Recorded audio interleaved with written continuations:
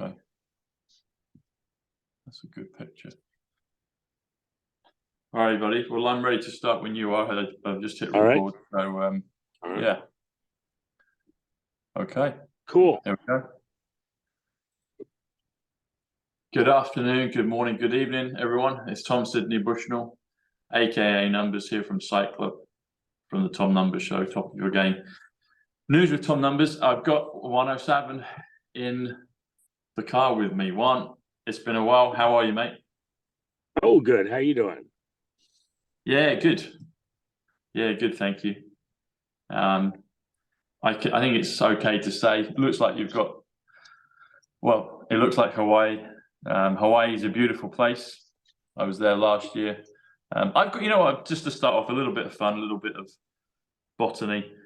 Sharks. So sharks are known to be around the Hawaiian Islands. What's the reality? How dangerous or not dangerous are sharks in reality? I guess if you get eaten by one, they're very dangerous. But we've been, what's the reality of sharks? We had the girl, the surfer, who was a world-class surfer that got her arm bitten off by a shark several years ago. John Travolta flew her back for treatment as a courtesy in his plane. But and the sharks are always around, but they don't generally bother people. It's an unusual thing when they do.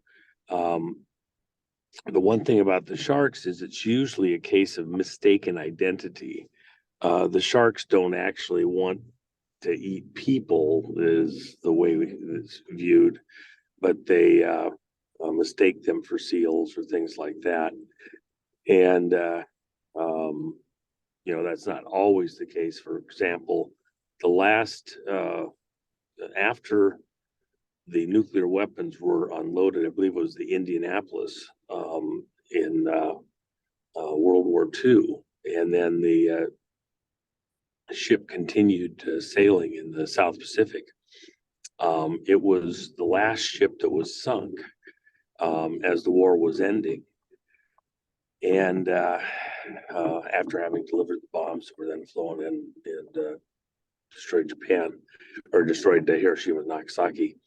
And when it was torpedoed, the crew of the ship were in the water. There was something like 800 men, and a goodly portion of them were eaten through the night by sharks. Over the next couple of days, no rescue came quickly, and it was the sharks that got most of the crew. So, sharks will eat people, obviously, but as a general rule, in the waters off the coast here, they're not too bad. And then, for example, out in front of my place, we have reefs, and the sharks don't come in to the reef area. It's too shallow and rocky and all that. So it's great to go out there snorkeling. If you go further out, the sharks really aren't that considered to be that dangerous in the daytime. It's at night that they really are out feeding and going at it. But for example, people go out to feed the manta rays, and they do that at night. They have big lights that brings in the manta rays like that. And when they are doing that, the sharks tend to stay away. They don't, you might see one here or there. If you do see a bunch, people get out of the water. So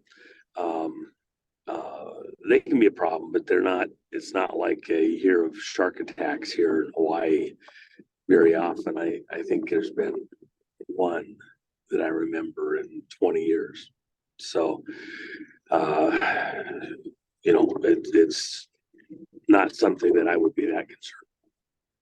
Okay. Thank you. Yeah. I'd be more afraid of dog attack than I would of shark attack. Okay, well, that's a good way to put it in perspective, actually. Yeah. Shark is 57 in numbers.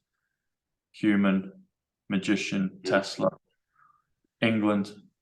So, Interesting. Interesting. I've got a mechanical question for you. So I'm looking. I got a car a few months ago, and it's a classic, but I'm not as much of a petrol head as you. I do love it, and I'm getting to know a bit more about it. But I think they saw me coming, so I bought a lower end sports car, secondhand, and things went wrong with it. But it has a Lotus engine, which seemed to be one of the highlights. What's your advice on lower range but really fun to drive sports cars, particularly here in the UK market? So Lotus has always been something that's beautiful. It looks gorgeous aesthetically. They don't make the Elise Series 1 anymore, so just got to get second-hand ones, and there's always a bit of a risk with that. But in terms of mechanics and drivability, what would you say is a good low end but fun purchase from a mechanical and drivability point of view and aesthetically? Well, first question is, what did you buy? So I got an MG Rover, and it's fun. Like, it's the fastest car I test drove a Lotus about 20 years ago, but this is the fastest car I've owned. Like, when it goes, it really goes. But it's the acceleration, and it's low to the ground, so you're not actually physically going that fast, but the rate of acceleration, as you know, is for me, it's fun. So I feel like I'm driving, a beast, but there's just all kinds of mechanical problems with it. I've had it for about 4 months, and I've only had it on the road for about two weeks. So there's been a whole bunch of issues with it. Yeah. So I think I've bought a dog, because it keeps coming up with the same repairs and all that. So I think I'm going to kind of just cut my losses and let it go. But it has the Lotus engine, which I thought was a big selling point. And it's quick, it's nippy. But that's the sort of, so I got that. I know the Lotus will be more, but I'm wondering whether I should do that. But obviously there's inherent risk of taking an older car. But it's beautiful. It's something I've always, been in love with for about 25 years. Yeah. Well, I've always enjoyed. I've bought a lot of cars where people piled a lot of money into them, and right when they get them all mostly sorted out, they're done and they get rid of them. And it depends on how well the repairs were done. My attitude has always been that if the repair is done properly, if you do a thorough repair, I don't ever have to go back and deal with that again. And I've bought cars, obviously, with known problems. Even if the seller didn't know it, I knew what the issues were as a general rule before I bought it, what I was going to find out. And so I've priced accordingly when I went to buy. And I've got quite a few British cars. But I cuss at them a lot, and so they're there so I can do it. I will tell you the reality is, the most unusual one that I have, that's not that unusual, just that I expected to have a lot of problems with it. I bought a XKR, 2001 XKR. And when I bought it, which an XKR is a Jaguar, it's the little two-seater convertible. Technically, it has a back seat, but you'd have to be like 3 years old to sit in it, maybe. And in there. But it's nice because you have room to put the seat back. And so, and I like to kind of more stretch out than most people. And so when I got it, I had several friends that were just laughing at me. That's the dumbest buy. You're going to have so much trouble with it. It's going to be nothing but a nightmare. And but I just like the car. It's supercharged XKR.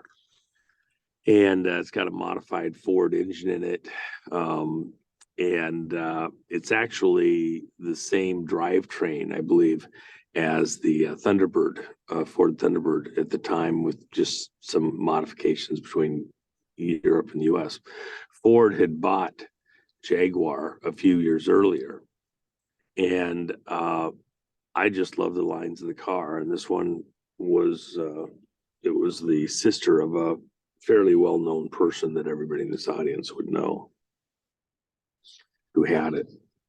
And it was red, and I just loved the car. So anyway. Did she begin with the C? Say again? Did her name begin with the C? No, I don't want to say. Okay. Okay. In fact, he spent the last years of his life just a few hundred yards from where I am right now. He could live anywhere on the planet, had some of the most amazing things happen in his life, unbelievable stuff. But of all the places in the world that he could live, knowing that he was, in a pretty tough situation, he chose to live here. And I was over at the estate here the other day for a few minutes, and it was just it was fun to see some of the stuff that he had there. But it was his birthday yesterday, wasn't it? I don't want to talk about it, but I will say this: that Jag, I drove the tires off of it, drove the brakes off it, drove everything off it. I put almost 200,000 miles on that Jag, and I still have it.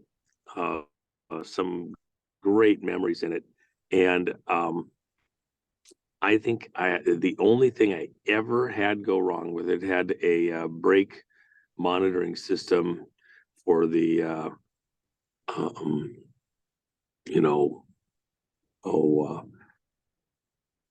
brain of the brakes that had to be replaced, and that was like $1,500. And in reality, there was a fix that was real simple. I just didn't get it done, but there was a fix where you pull the case apart. It just had a bad little piece of solder in one place. It was known by the guys, and so guys would take yours, pull it apart, fix it, and give it back to you, and probably last forever. I went and just got a new one, but it was a fairly simple thing. And then it had brakes and tires, and one water hose connection under the supercharger that was hard to get to. That was cheap. The part itself was, I think, under $20. It was just hard to get to because it was under the supercharger. It wasn't well positioned. And then the other thing is that the rear end, they have that independent rear end, and they hadn't engineered a spot to add fluid to the rear end without dropping the whole rear end out from underneath the car.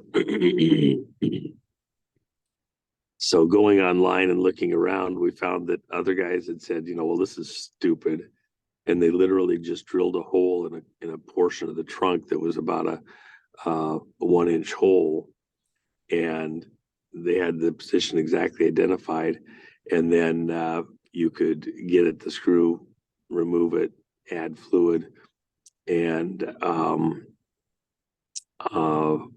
then we sealed that area in the trunk with a real good metal sealant, and put a plastic plug in it so it could deal with it again later if ever we had to. And that was it. I think we had one thing with a leaking hydraulic thing in the roof, and that was a real pretty straightforward fix. They whined and fussed because as a interior liner in the convertible top, and so it would leak a little bit on that. I never had the leak, but we serviced it anyway just to avoid having a hassle later because it was a known problem. Other than that, and I think I drove 200,000 miles on a car hard, really used it. I expected to have a hassle with it the whole time. I never had any significant hassle with that car. It's safe. It's got all the correct airbag stuff. It goes like a rocket ship. It's smooth. If I was going to buy a car, in fact, I offered to get one for Jennifer, just because I love the car so much. There's a sweet spot in there. Prior to 2000, they had a few issues with them that were more common, and in that body style. And then after mid-year 2000. They seem to have had all the bugs for the most part worked out. There's one that I really like that's a very rare edition that was made in 2006 that I've come close to buying a couple of them. There's only, I think, probably 20 or 30 of them that exist. And so I've, I don't like to pay retail, and I've kind of watched for one of those cars that I really like. But I haven't pulled the trigger on one, didn't have to have it. And so I'm just kind of watching that if I saw one that I really thought was the right colors and I have a particular color that I want, I would buy that again. But if somebody was looking for a car that just drives amazing, that's British, that, you've got Ford engineering that's in there. That was when Ford still owned Jaguar, and they'd kind of worked out a lot of the bugs. I think Ford saved Jaguar as a brand because of the work they came in to do and solved a lot of those problems that were just known pain in the ass problems. And by the way, the car, that specific car, the XKR, it was designed to look like the old XKE from the 50s and kind of have that feel, but be a little bit larger. And I had an XKE for years, and I loved the car. Little chocolate brown XKE. The one thing about the XKE, Enzo Ferrari, when he first saw the XKE, when it first came out, he said it was the most perfectly designed and beautiful car ever built to that point in time. And then the 250 GTO that Ferrari built followed those same types of lines and layout. And that, of course, then went on to become the highest priced auction sale of a vehicle in history. Almost a decade ago now, and still hasn't been beat, I don't believe. They only built a handful of them. So, that style, long hood, shorter, kind of a trunk look, etc. It's just a very beautiful look. And I think that XKR, they nailed it. And then another thing in cars, if they have smooth, rounded lines, they tend not to age as fast as cars where they're very angular and sharp edges and like that. They don't look dated when they have the smooth lines, and so that's one of the features, of course, with that XKR. It's just a very sleek, attractive car, and there's certain wheels that I personally like. That I just bought a brand new set here, wasn't cheap, put on mine because I had some other wheels that I put on it that weren't the originals, and they just didn't look right in the car. And so I went back to the originals, found a brand new set in chrome and put them back on, and just brought the car right back to life. So, even things like that, the features that go on there can just change the feel of a car radically. And so, yeah. Yeah, KR. So when you got that one, how many, you said you did 200,000 plus yourself on it. How many miles were on the clock when you bought it? Oh, I think it only had like 8,000 miles on it when I bought it. Really? And 200. Yeah, the person that had it was, someone that wouldn't really drive themselves probably very far ever. And I got it when I think it had it's like 5 or 6 years old, and it was just it was a very neat car. It was part of that estate at the time. So yeah, very cool. Very cool. Thanks. Another thing that's caught my attention down here is you can learn to fly in little planes, and I'm like, that might be a cool thing to do. I know Mark Atwood is a pilot, and Rachel was mentioning she wants to learn to fly, and I've been thinking about it for a while, and it's like, yeah. So have you flown? Can you fly planes, or is it cars on the ground for you? No, I fly what I would recommend, I don't know what the rules are there in England, but here in the States, you can solo in a glider at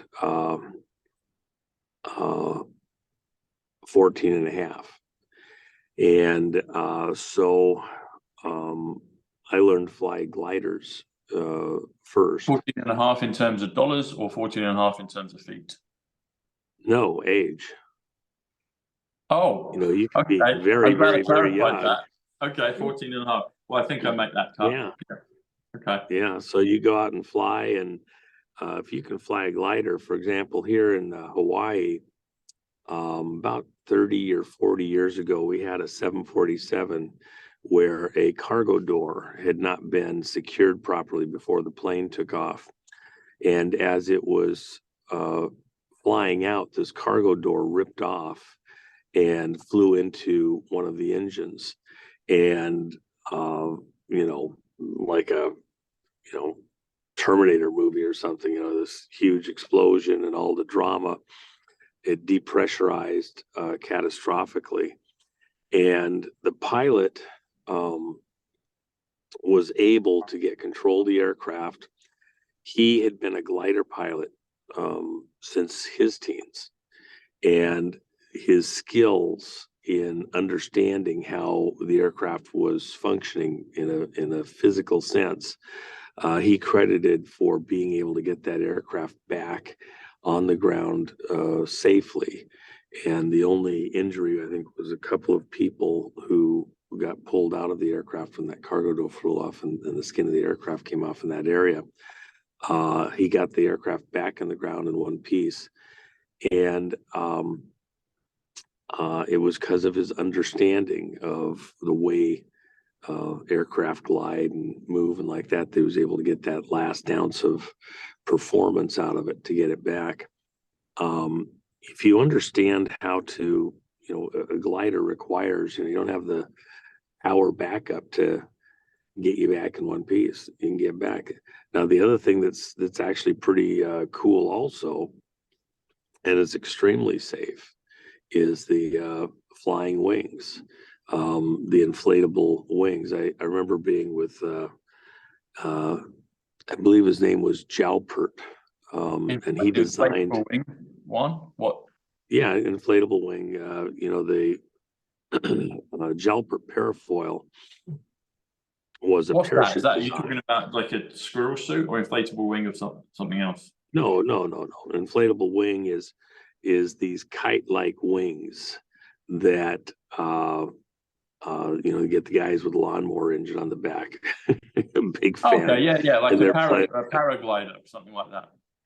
Right, but the original wing design was this wing-like shape. It's all cloth that parachutists use, and like that they could fly, a fair distance, as opposed to just a round parachute and you come down and the wind carries you where it's going to go. You could fly the wing fair distance, and the first use of them was back in Vietnam, when the pilots could at least pick where they wanted to go a little bit better and get some distance if they were able to punch out high enough. And the guy that designed that, Jalpert, I met with him in about 71 or 2, I believe it was, and very interesting guy, beautiful guy. And was talking about using McCulloch chainsaw motors to power something similar to what we have today with the wings, in a chair and like that, to do longer range flights. And he thought it was an interesting idea, but he wasn't really thinking that it would ever catch on. Well, of course, now it has caught on tremendously. And some of the terrorists, for example, that went into Israel here the other day, went in on these flying wings. And so the thing that's good about them, of course, you cut power, you're still flying. And if for some reason you had a failure or something like that, you can still safely get on the ground. And then a failure of the wing itself is fairly uncommon. If you're, it's pretty, you have to work at it to get yourself in a bad position safety wise. So, I mean, people do, but if you're aware of power lines and terrain and stuff like that, it's a pretty safe way to function and get a flying experience. As soon as you get into other of the aircraft, you have to be a lot more on it, skilled. There's a lot of things that go on. So we've got Air Force One scheduled for paint job here shortly, and we're going to send it in for that. That'll be kind of fun. That's cool. And, okay, I know what you mean there about those wings. Yeah, I couldn't think of what the names are, but yeah, a little motor, and I think I saw those out in Utah at the point of the mountain, and maybe some other places. But yeah, I know what you mean with those. Another thing, it's just that they get so expensive. The problem is everything that are you flying for fun? Or are you flying to go somewhere? With fuel prices and like that. There was some question: do we want to spend the money on new paint on the plane, or are we going to use it that much with fuel prices so high? And my attitude was that no. I mean, this will come back out in the future. I think we're going to see with President Trump's return that we get out, 3-4 years, we'll have fuel prices back down radically. And even on, aircraft like the one I have right now, it's expensive, but it's not ridiculous. And I think it's going to come back at some point in time. So, a paint job on a plane lasts, 30, 40, 50 years, now 50, probably 20 years is common. You can get them to last longer if you're hangering them like that. So, Interesting. Yeah. Give up Air Force One a paint job. I've got a question about Shungite. So this is something I share with my audience, and it's proved very popular, and I use it myself. And Shungite apparently comes from a place in Russia, Russia 87, Truth, Junior 87, Justice 87, but Stella 87. But this is a beautiful kind of puck, you can see. So it's a composite of Shungite and Orgonite, which creates the orgone field.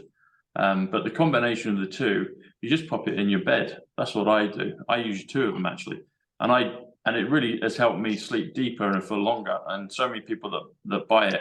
I wondered if you've got commentary about the properties of Shungite. I mean, it seems like it is maybe an off-world kind of property, an off-world compound mineral, because they say it's from this meteor, and it has these amazing properties. And another thing they talk about is C60 as well, which apparently, from what I understand, is supposed to be in the Shungite range, which is supposed to be really good for you as well. Any commentary on Shungite and why it seems to benefit people? The reason that these things are actually kind of interesting is that, for example, C60, first off, let me just say this. Most people don't have any understanding of how magnetism works and magnetic fields. And there are other fields that have an effect. So just for the sake of comparison, if I have a magnet in one part of the room and a magnet in the other part of the room, if they're fairly powerful, they're attracted to each other. As I get them close enough, there's a field effect that they will repel or attract to each other. And the question is, what causes that field? Think about it. You don't have any power hooked up to a magnet. No electricity to run it, to make it do whatever. I had years ago, I had a cobalt magnet that was very powerful, and it was actually something in the wrong way. If you weren't paying attention, somebody could actually get very hurt by it. Children have had stuff where they swallow little magnets from toys and things like that. They get stuck inside the stomach, attract each other, across the folds of the stomach, and literally can kill them or cause an obstruction that can't be passed unless they're, it's removed physically from them. So magnets are not something to play around with in certain situations. You have to be aware that they're, they do real work. So this cobalt magnet that I had was a very unusual one. And I had a can full of nuts and bolts and screws and everything that literally weighed about 30 pounds. And for demonstration purposes, I had that magnet holding that can that weighed 30 pounds suspended in the air. And it's a little tiny magnet. I mean, it was, the magnet was only like an inch across. And it could have held even more than that. I just, didn't have space where it was holding. This was what it was. You could try to pry a nut or bolt or screw off of that thing with this, something, and it was holding it so tight you couldn't hardly even budge it. It was so tight. And it would do that. It sat there for years and years and years, as long as I had that particular house. Over a decade. Nothing plugged into it, nothing to power it. It was doing work, holding all of that weight for all of that time. Where did the energy come from for that magnet? In the normal electromagnetic mentality world, etc. I mean, is it just coming out of the air? Is it coming out of the ground? Is it, anti-gravity? Think about it. Just sitting there holding it all that time. Where does the power come from? And so when you think about magnetism, one of the guys that I really, really like, I can never pronounce how he likes to do his name, Theodophus, whatever. He has a tremendous number of videos online. He's got tattoos all over his arms, and he's published some books and like that. Super guy. Tesla understood a lot of this also very well. The forces involved don't fit the standard models well, because the standard models are wrong about what magnetism is, the field effect that you get that creates magnetism. Without getting off into that diatribe too far, now you go to this meteorite that crashed into this area of Russia and left fallout from the impact. I think it's like 300 miles across, but there's a sweet spot that's like 15 or 20 miles, and it, crashed and went deep into the earth, quarter mile, half a mile, whatever.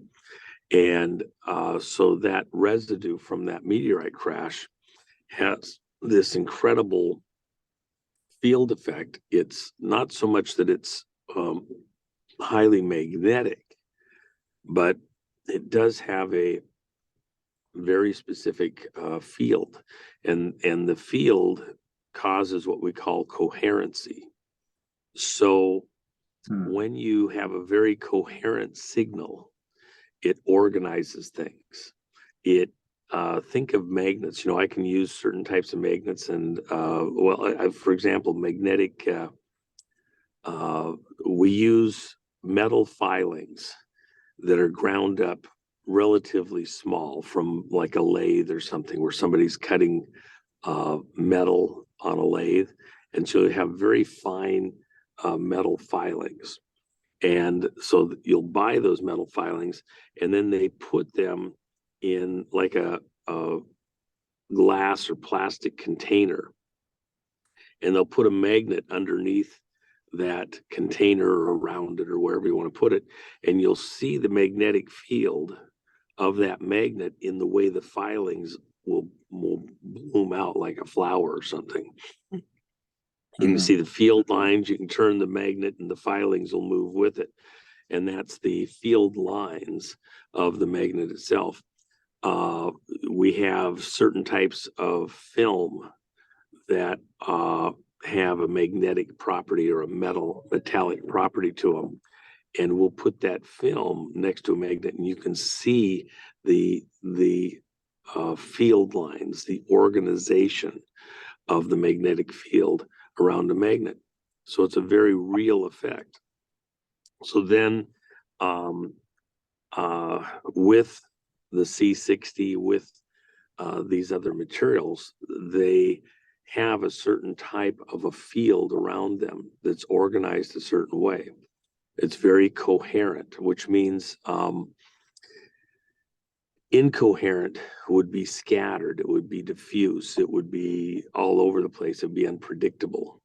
Coherent, the lines are very predictable, they're angular, they are precise. So when you think of your body is an electromagnetic machine.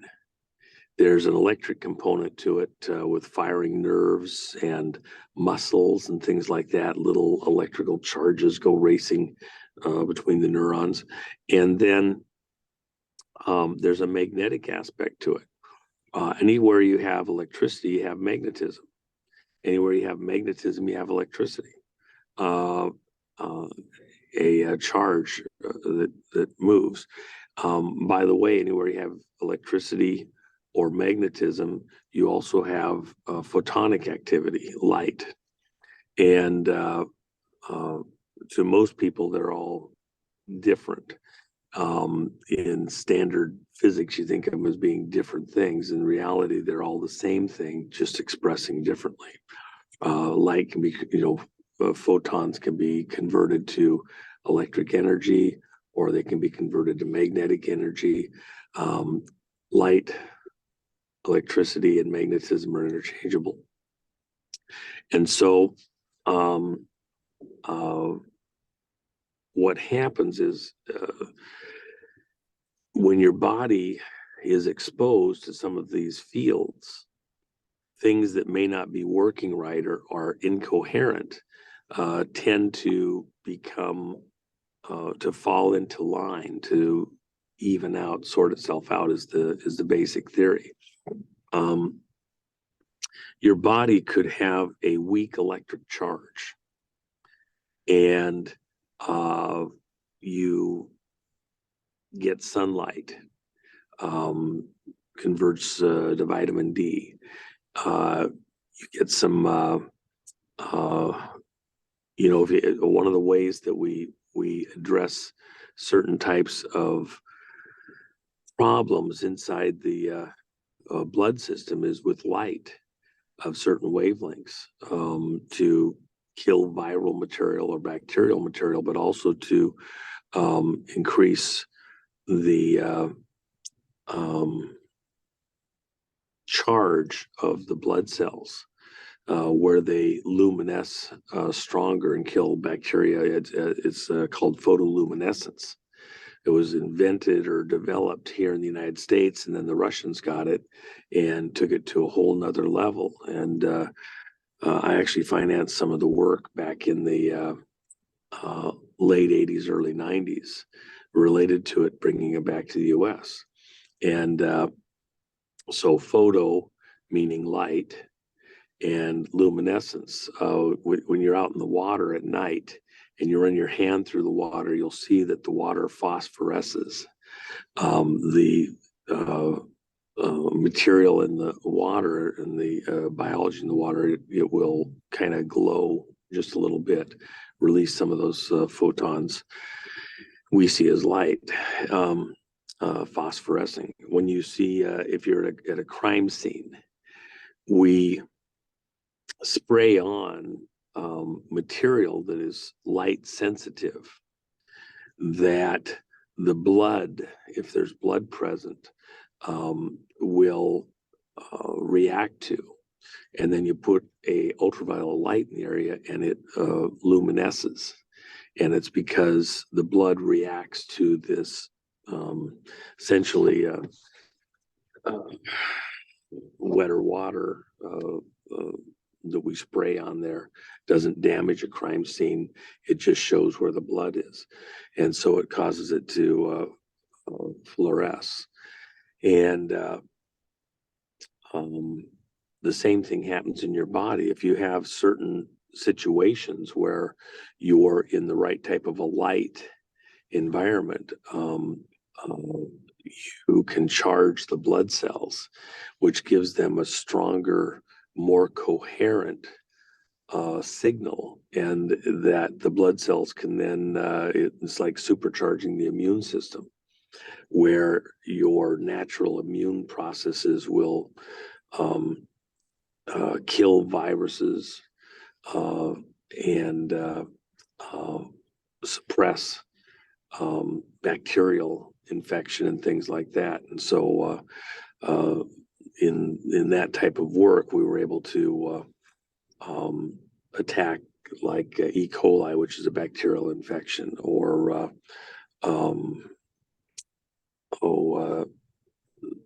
toxic shock syndrome and things like that. And that's still used today. In fact, the last sterilization method that you use in sterilizing surgical instruments after you've used heat and water and everything else is light, ultraviolet light, to kill all the viral and bacterial material. So in a very intense type of a light. I had a friend that was the guy that invented the system that allowed us to have large mammals in these aquarium settings. And what the deal was is that back when they had Namu and then Shamu, the killer whales, up in Vancouver, BC, and then down in Seattle, the problem was, you think about it, you have a huge tank, millions of gallons, and you got this animal in there, and it's really a closed environment. They had to be careful about cycling water through from the areas around it, because in both locations you had ships going by.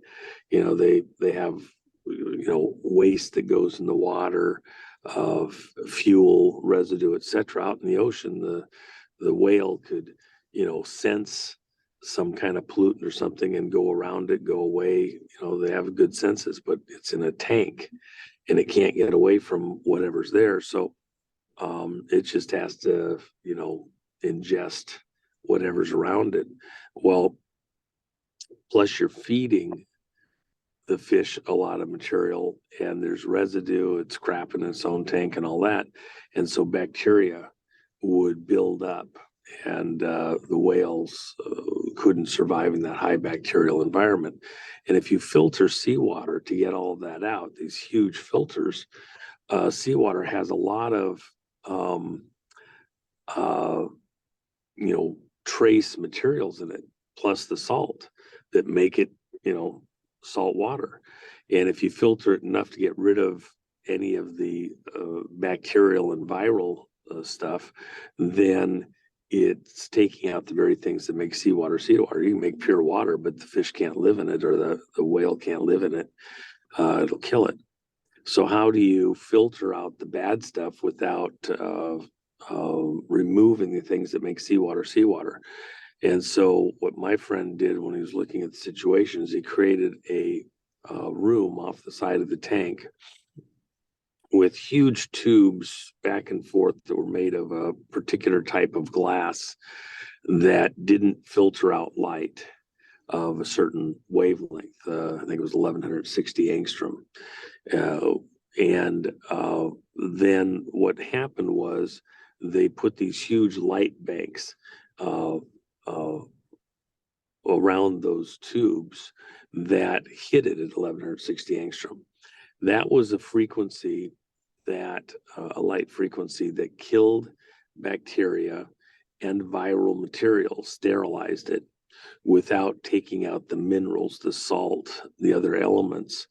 So they'd have a filter that would take out the large, pieces of unchewed up fish or crap or whatever out of the water. But then the smaller filtering only went down to a certain point that allowed some of that stuff to come through. And his system was actually killing off the viral and bacterial material. And that allowed that you could keep these big mammals, killer whales, in a confined environment, porpoises, dolphins, things like that, without them dying from bacterial infections from, all you got to do is come in one time with fish food that you're feeding them that maybe is, they've got some kind of a virus or something like that. And next thing you know, your mammal is dying. And so that was a light frequency that did that sterilization. So now I come back to your question on the C60 and some of these other things. They have certain types of fields, just like magnets. You take those metal filings, you put a magnet underneath a pile of metal filings, and different types of magnets create a different type of a organization of the metal filings, and different types of looks, flowers, lines, spikes, etc. And your body reacts to those fields, your tissues, your cells, and organizes in a certain way. So certain of these materials have different organizing effects on the biology within your body. And, it can be good, it can also be bad. So one of the things that is actually very similar and doesn't require that you use, say, C60, is certain types of patches that have a printed circuit in them and have a similar effect, creating a field. And so depending on how you mimic what it's doing, put in the right place in the body where, say, high blood flow occurs. When we're doing photoluminescence, in the early days, they were removing blood from the body, exposing it to light of a certain intensity and frequency, and then putting it back in the body, which is very risky because you could have contamination, you could overheat the blood, you could overcool it. There's lots of things. You're invading the body's system. Instead, at a later time, first they wanted to do it with fiber optics, and then later it was just literally a patch over a thin area of the skin inside the arm where the veins are sitting right at the edge of the skin, inside the armpit, or inside the leg. And you could illuminate the blood at a particular intensity and wavelength and not have the exposure to a cut, an invasion into the body, and yet you could still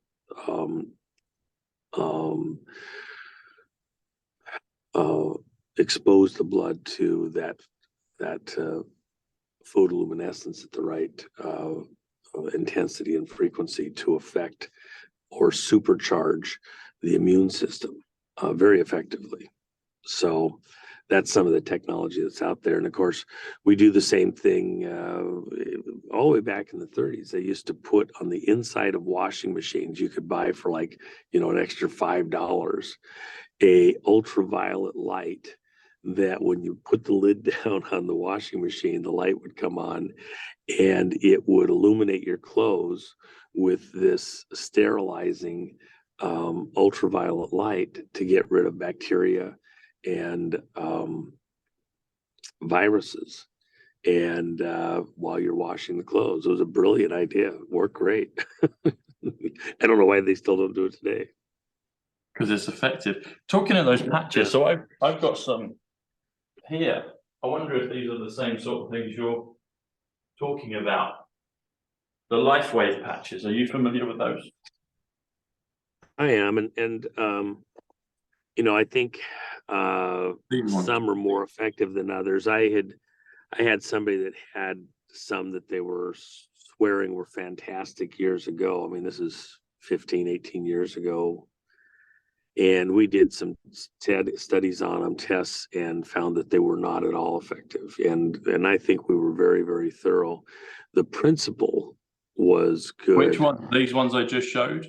Or no. I'm talking about in principle. I don't know those specific ones. Okay. I'm just telling you that we've looked at some, and in principle they were great ideas, but they weren't very well executed.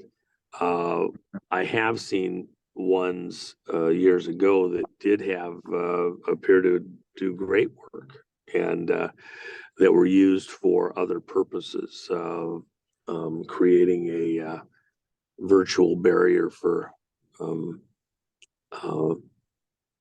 holding in heat, holding in cold, and things like that on glass surfaces.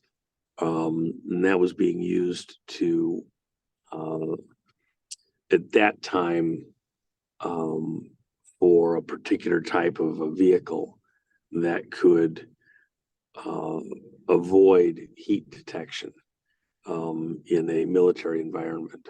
And so it was literally you took certain types of applications and added a small film that was filled with these particular printed circuits, and you could make it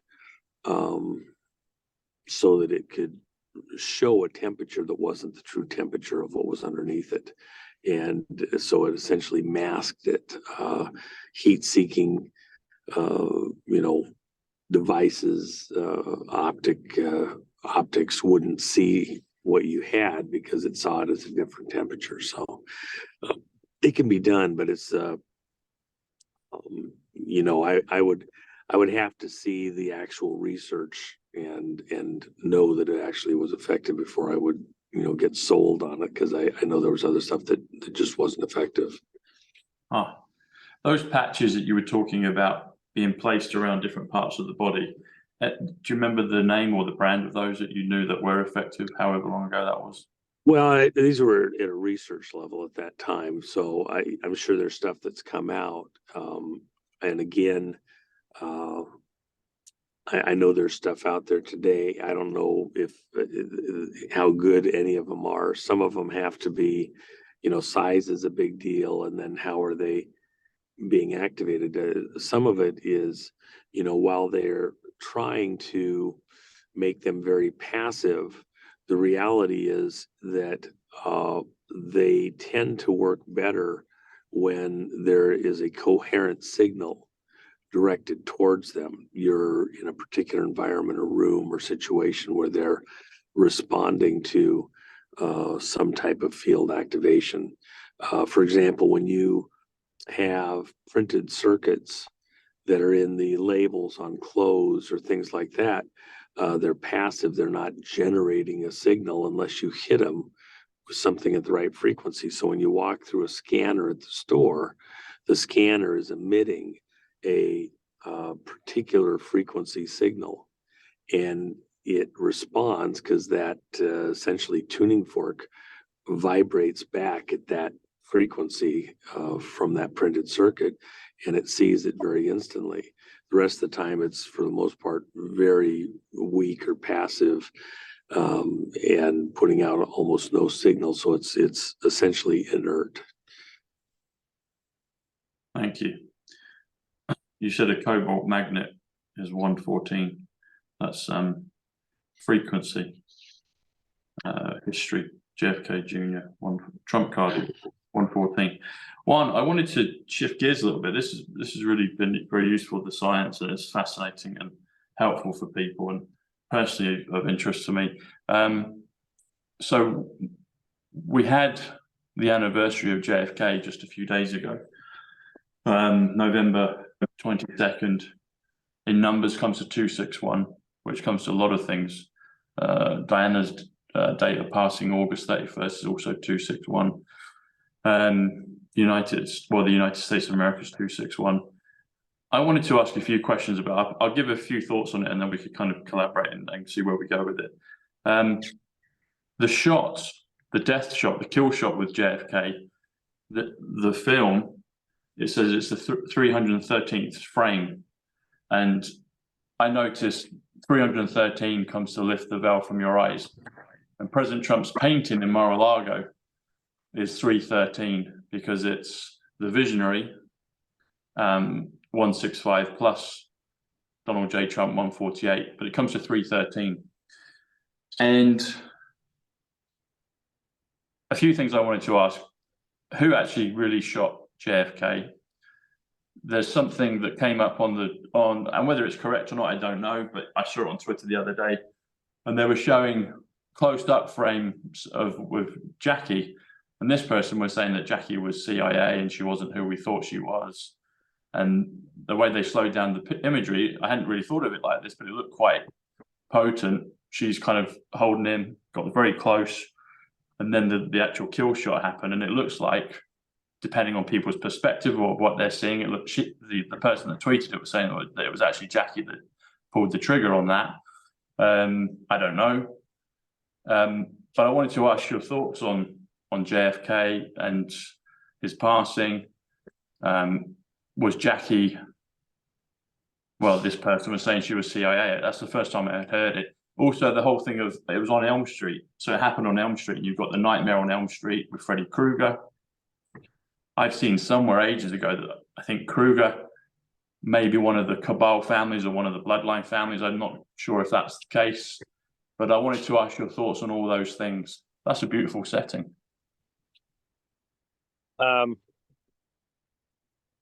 First off, saying who did the kill shot is almost naive. You had multiple players that were present. The entire point was that there were so many different angles. You hide in a hall of mirrors as to who was the one with the motives, etc. It's almost painful at this point in time to think in terms of just a shooter. I will tell you that in the early 70s, I was in a relaxed environment, having dinner, drinks with friends. I was a kid in the room, and but one of the gentlemen was on the detail.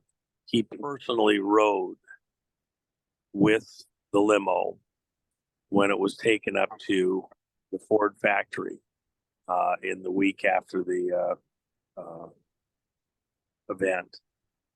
It had a bullet hole in the corner of the windshield impact point into the frame around the window on the facing the car from the front, looking back at the car from the front of the hood in the upper left-hand corner. And they removed the windshield, removed that frame area and repaired it and put it back on. That was all very, very, very highly classified. And he was very disturbed by that whole thing, because it clearly showed that there had been a bullet fired from the front of the vehicle. One of the people that I later talked about that with was the person that J. Edgar Hoover personally assigned to the case there in Dallas within the hour that it happened, to supervise all that investigation. And he was a friend for many decades.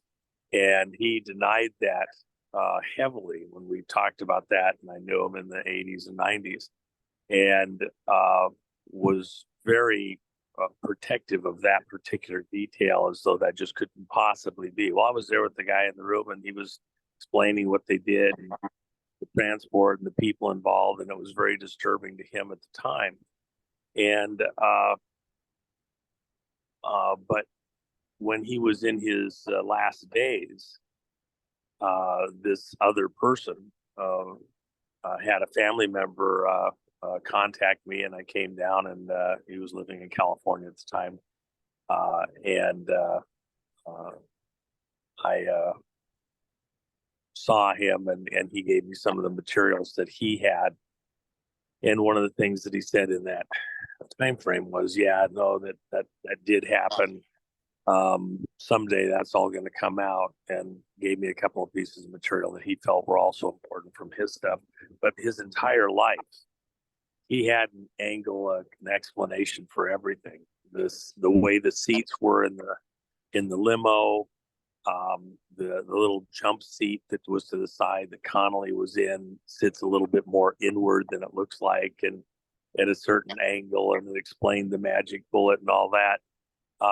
And he never deviated until literally that last, week and a half, 2 weeks of his life, when he knew he was going, and he didn't want to be associated with it directly saying it, but he was coming as close as he could to saying, "Look, I obviously was part of the cover up, but it was done for reasons that may be understood later on." Let's say it this way, that we know that even President Trump didn't choose to force out certain of the information when it was scheduled to be released during his administration, because it was so disturbing, so upsetting. And so what could be that disturbing even now, that to have it come out? Look, is it the mob? Is it Russia? Is it also? No.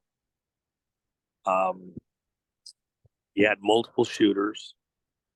There was people that engineered that to occur in the way that it did. And it's like Murder on the Orient Express. Everybody had a reason that they wanted President Kennedy gone. What in this hall of mirrors type of a environment would be the real reason that somebody marshaled together all the other things and people, so that if you had discovery, you'd always have, it's the mob, they did it for this reason. It's this branch of the mob versus that branch of the mob. It's the Cubans, it's the Russians. But what was the real story? The thing that President Kennedy was most concerned about in his administration was, after the setup at Bay of Pigs and then the Cuban Missile Crisis, he felt that he'd been lied to by his own intelligence agencies.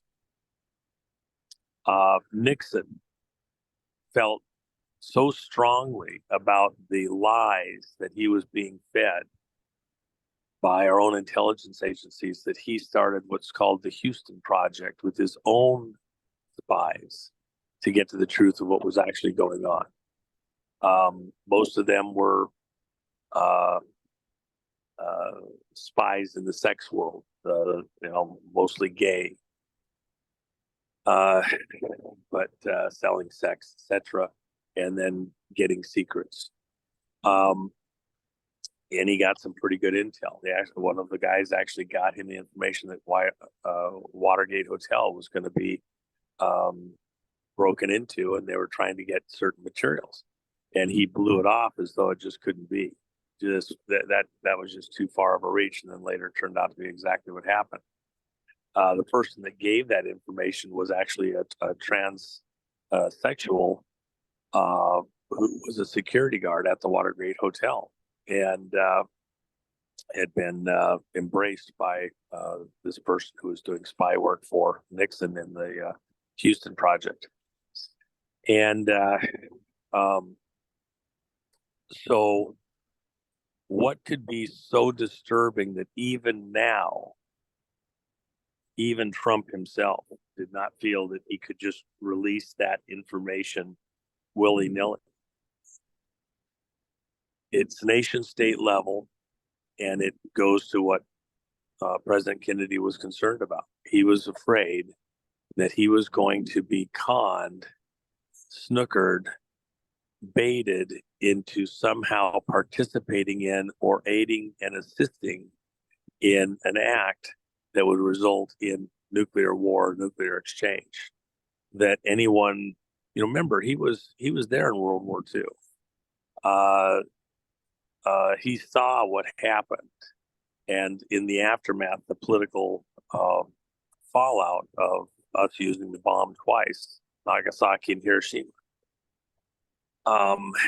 There was a very strong, I think today it's lost on most people, just how intense the concerns were about the potential for nuclear war. Those of us that grew up in the 50s and 60s remember having to hide out under our desks, bend over and kiss your ass goodbye in case, we were under some type of nuclear attack, doing the drills.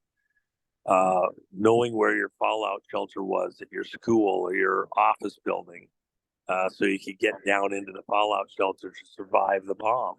An absolutely stunning, amazing movie. Dr. Strangelove, Failsafe with Henry Fonda. People were very, very stressed about the whole idea that we were going to have the bomb. 7 days in May, the coup taking over the presidency by the military. Kennedy was concerned, and he was surrounded by a military component that was, very adamant that they could win a nuclear war, and he understood the insanity of that. And then you had nations all over the world working hard to get the technology and the materials to build bombs of their own in order to survive.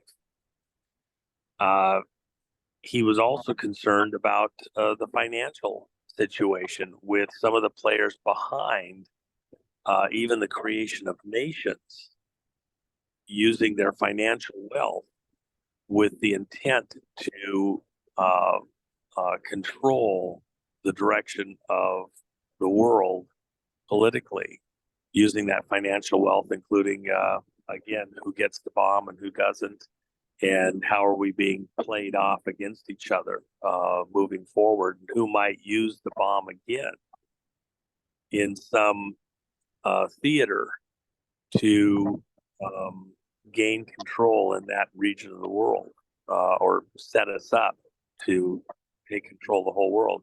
These were all things that were very, very, very big concerns of President Kennedy.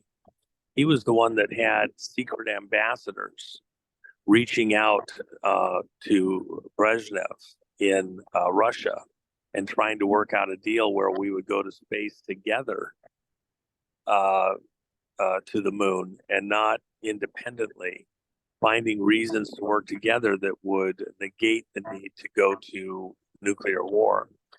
And the people behind the scenes were very distraught by that. They didn't like the idea that he was trying to come up with ways to de-escalate these world conflicts that some other people felt they could use and manipulate and maneuver to take control of the whole world.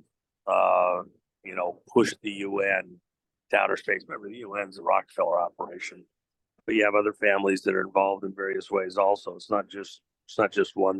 There's a whole slew of them working together. So with that in mind, is there a component of what's going on here that was the actual real motivation in this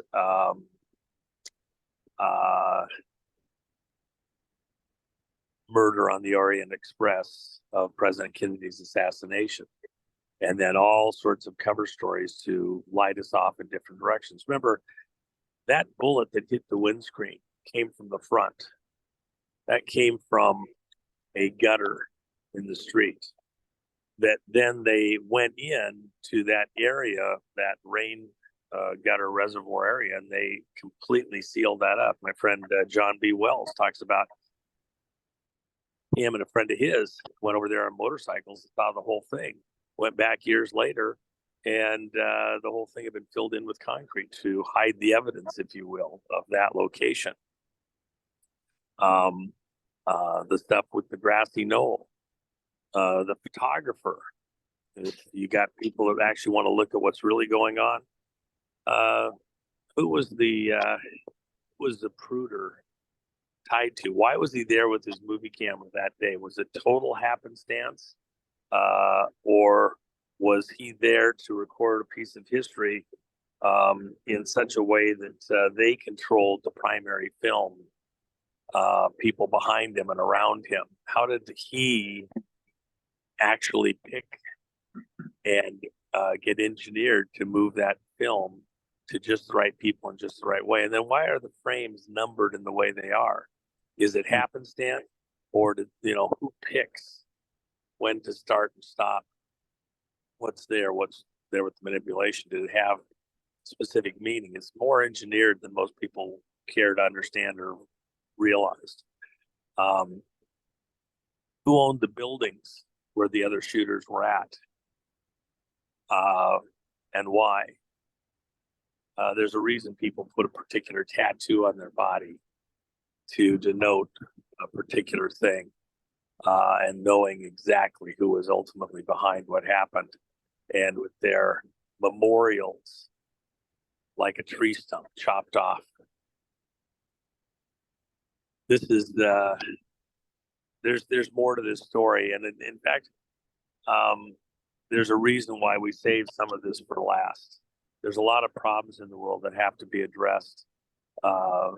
Trump has said, we will know before he's done exactly who brought down those buildings. And it's tied into the same groups and powers across the spectrum that have been doing things for a reason, trying to create their new world order in the circumstances that would what's the tattoo one that you just mentioned? A tattoo. What is this tattoo? What does it look like? You'll find it. So the long and short of it is, more than one shooter, more than one group with motivation, all brought together and orchestrated together. The question is, who had the ability to get all of them there coordinated together at the same time, seemingly for different objectives with different covers, all of them obscuring the ultimate prize in what was being done, why it was being done. All of them had a motivation. The real threat was taking the world to a world war again, similar to the situation we're in right now. The people that have taken power in the United States through this fraudulent election, what has been really a large piece of the last 3 years?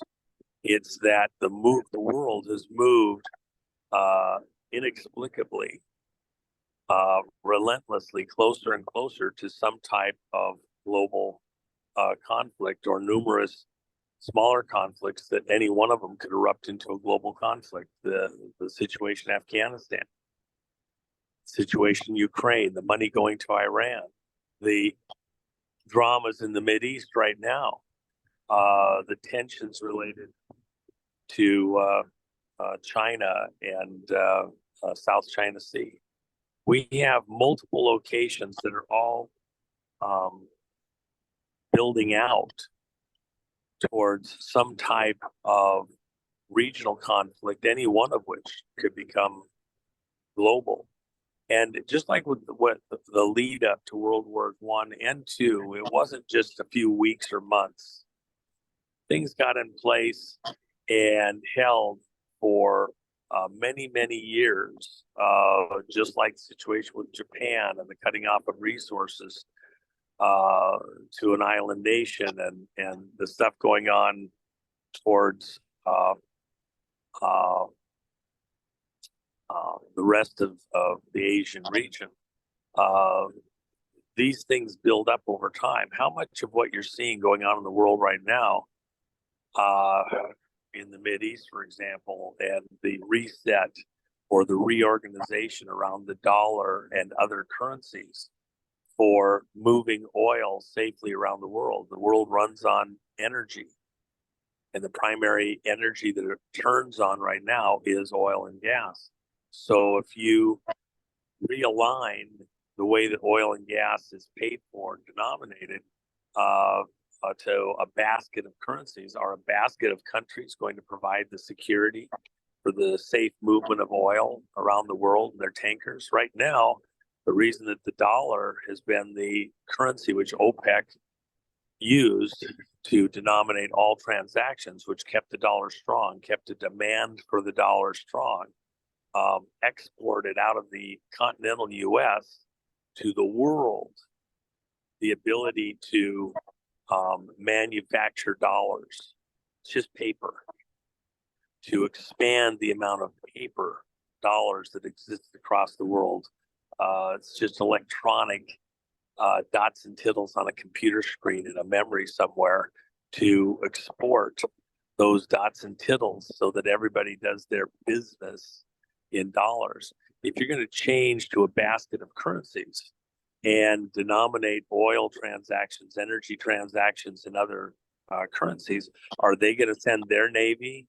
Are they going to send their special forces, their aircraft, their State Department people to maintain stability in these regions all over the world? If America's being tuned out of that, then our dollar will decline in value, won't be in demand. And if your dollar declines in value, that affects your retirement. That affects your home values. Oh yeah, your home value may go up, but it's not because the value of the home actually went up. It's the value of the dollars that you get has gone down. It takes more of those cheap dollars to buy the same thing. That's why you have inflation in the grocery store. When I was here just a few months back, I bought a particular steak and it was $9.99 a pound. And I was back at the same location buying the same steak here the other day, and it was $14.95 a pound. Was that just the ebb and flow of stuff? You can go through the whole place, and costs were up radically. I mean, a 50% increase, literally since this spring. Seriously, find anybody in your audience that hasn't experienced the same thing. Look at gas prices. Look at other expenses. They're going up radically. Is it because the cost to manufacture stuff has gone up? Yeah. Or also, is it because the value of the dollars that you're using to purchase these things has gone down? This administration has printed more dollars since it came into power. They printed more dollars than all the administrations prior to it since the creation of the country, and they did it in 3 years. When you double the amount of dots and tittles on the computer screen and paper and things like that, in that short period of time, you're going to have inflation. And that's what's going on in the world, not just America right now, and putting us all at grave risk. The reality is it won't survive. At this point, it won't survive very long. It will get overturned one way or another. The question is, will it be a smooth transition of power to the person who actually was the vote of the people to be the president of the United States and the most powerful person on the planet, wielding the biggest military and State Department and financial stuff? Or will it be a further degradation to someone even weaker than this current person occupying the highest office in the land? Remember, when you have weak politicians, weak local government, that's when mobs become more and more powerful to fill the power gap. You're going to have people with power controlling the population, the way that society works, the police, the government, the taxation, etc. The question is it from strong leaders or strong criminals? And right now, it's strong criminals. And even the vote is a commodity in that environment. Being able to capture the way that the vote is cast and counted is as much a commodity, a currency, as the dollar or any other currency. And if you want to be safe, you better not let mafias, criminals own who gets to print those dollars or print those votes. Yeah. Yes, we will know. We will know. You said strong criminals one, so in numbers that's 197, which is every last secret, which is also the 5th of November. But again, touching upon it, so you gave some descriptions of why President Trump didn't release the info about the assassination of JFK. And you said because it was so on top of, you know, how horrific the assassination was and everybody could see that, something on top of it. And then you talked about this few other pieces that were new to my hearing. You talked about this group that was transgender.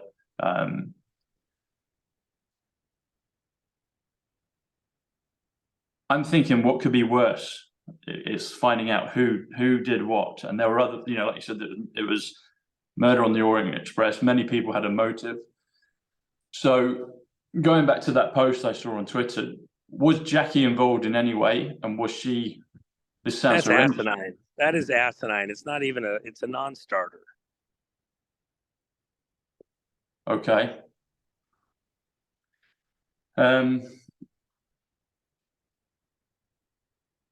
Onassis, Aristotle Onassis, was he CIA? You know, it's painful. People get all excited about just CIA. You know, even in America, the most powerful intelligence agency isn't CIA. It's NSA, National Security Agency. The budget of CIA is 1/10 that of the NSA, or actually it's like 1/8.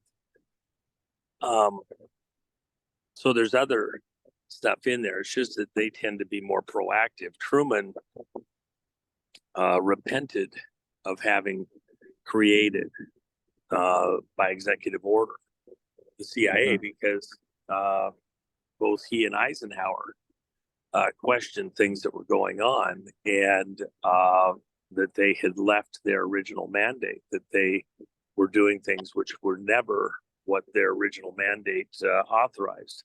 So you have a rogue agency. At this point, the FBI is in the same mode. They've gone completely rogue in the way that they are operating. And by the way, they're not a constitutional agency. They were created out of whole cloth without actually a legitimate constitutional role. That's certainly going to get challenged. To make such an audacious statement is, tough, but so much of what's going on in America and the world is with agencies that are not technically legitimate in the role they're in. The Federal Reserve is no more federal than Federal Express. It's a private banking organization operation run out of Puerto Rico. IRS, Internal Revenue Service, is no more federal than Federal Express, run out of Puerto Rico, and previously had been run out of the Philippines. That's like sacrilege to even make such a bizarre statement to most people, but federal courts have found, IRS is a organization run out of Puerto Rico. Okay. How do they get control over huge swaths of our government, the economy, and other things? Same thing as a senior executive service, created by executive order by Carter, mapped out and planned out by George Bush Sr. and people around him when the CIA came under attack at the church committee hearings in the mid-70s. And the result of that was to create another agency that could supersede them in operational authorities and powers. That's where the real fight is right now at this point in time. That's what everything you see is all about, is SES versus those with actual nuclear command and control. So with all that in mind, you're watching an epic battle for control of the world by groups and entities that were not elected to the position. They're appointees. Look at the UN. The people running the UN are all appointees. They're unelected, and they're going to decide how much money you need to be taxed for the latest green operation that benefits who. They pick the nation state winners. These nations are going to have to pay a green tax and control their carbon emissions, and those nations don't. Well, they're developing. Well, they're having, growth issues, etc. No, it's a scam. We're being scammed, and then voters are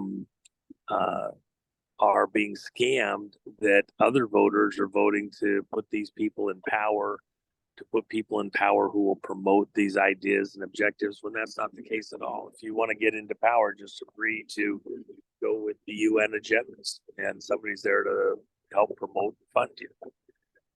You mentioned three-letter agencies. Is so-and-so working for CIA? It's this other person working for CIA. You have to look at the intelligence agencies as not separate, not Russian intelligence, not German intelligence, not British intelligence, not American intelligence. At a higher level, they're all working together, because the people pulling the levers of power within those agencies are themselves tied to people who have globalist objectives, families, groups that want to create and foster a new world order, a new world government, all the way up to the presidency. Look at what George Bush Sr. did 11 years in advance. On 9/11, he talks about the need for creating a new world order. We tend to think of things in tens and fives, things like that. These people use numbers for a reason. Why 11? Why 11 years to the day prior to 9/11? Remember, 9/11 didn't just happen. That building, those buildings were built just like the Titanic to come down. They were always going to come down. It was a symbol. It was something that had to happen. And the number of years in advance that these people plan things, that speech by Bush 11 years in advance, 11 is the number of discord. It's the number of war. What it goes to, from a scriptural standpoint, after Judas betrayed Christ, then there were only 11 disciples, and they were in discord, disarray. They were scattered. And so for the devil's purposes, 11 is the number of war. Why did World War I begin with a vehicle whose license plate coded to 11, 11, 11? Why did it end in the 11th month, the 11th day, at the 11th hour of the day? 11, 11, 11, same as the vehicle plate that it started in. Because the players, why did World War I end at midnight or noon or something like that? Why did it have to end at 11 o'clock? And why did it have to be the 11-11 day? Because there's symbolism. There's meaning in the numbers for these players. They believe in their occult themes. They get power by doing things with certain precision. It's an homage to the God they serve, Satan, Lucifer, the devil himself, the original rebel. And so you're watching a great theater across the world, and we're pawns in the game if we'll let them do that. And our objective, our goal as across the world, is to not allow them to pull this off, not allow these manipulations and machinations survive.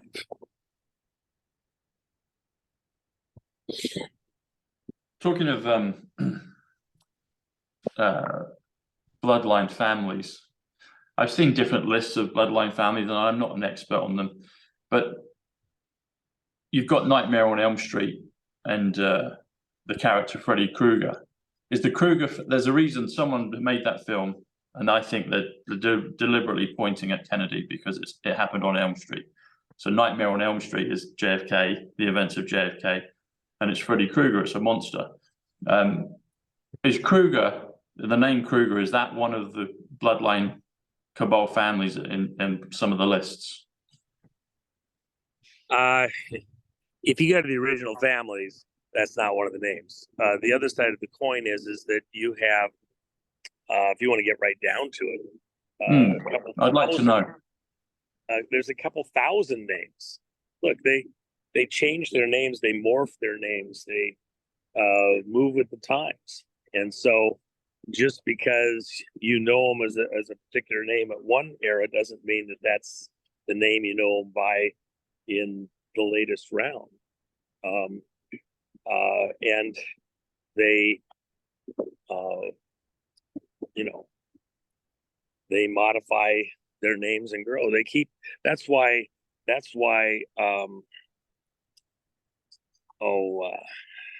what's his name?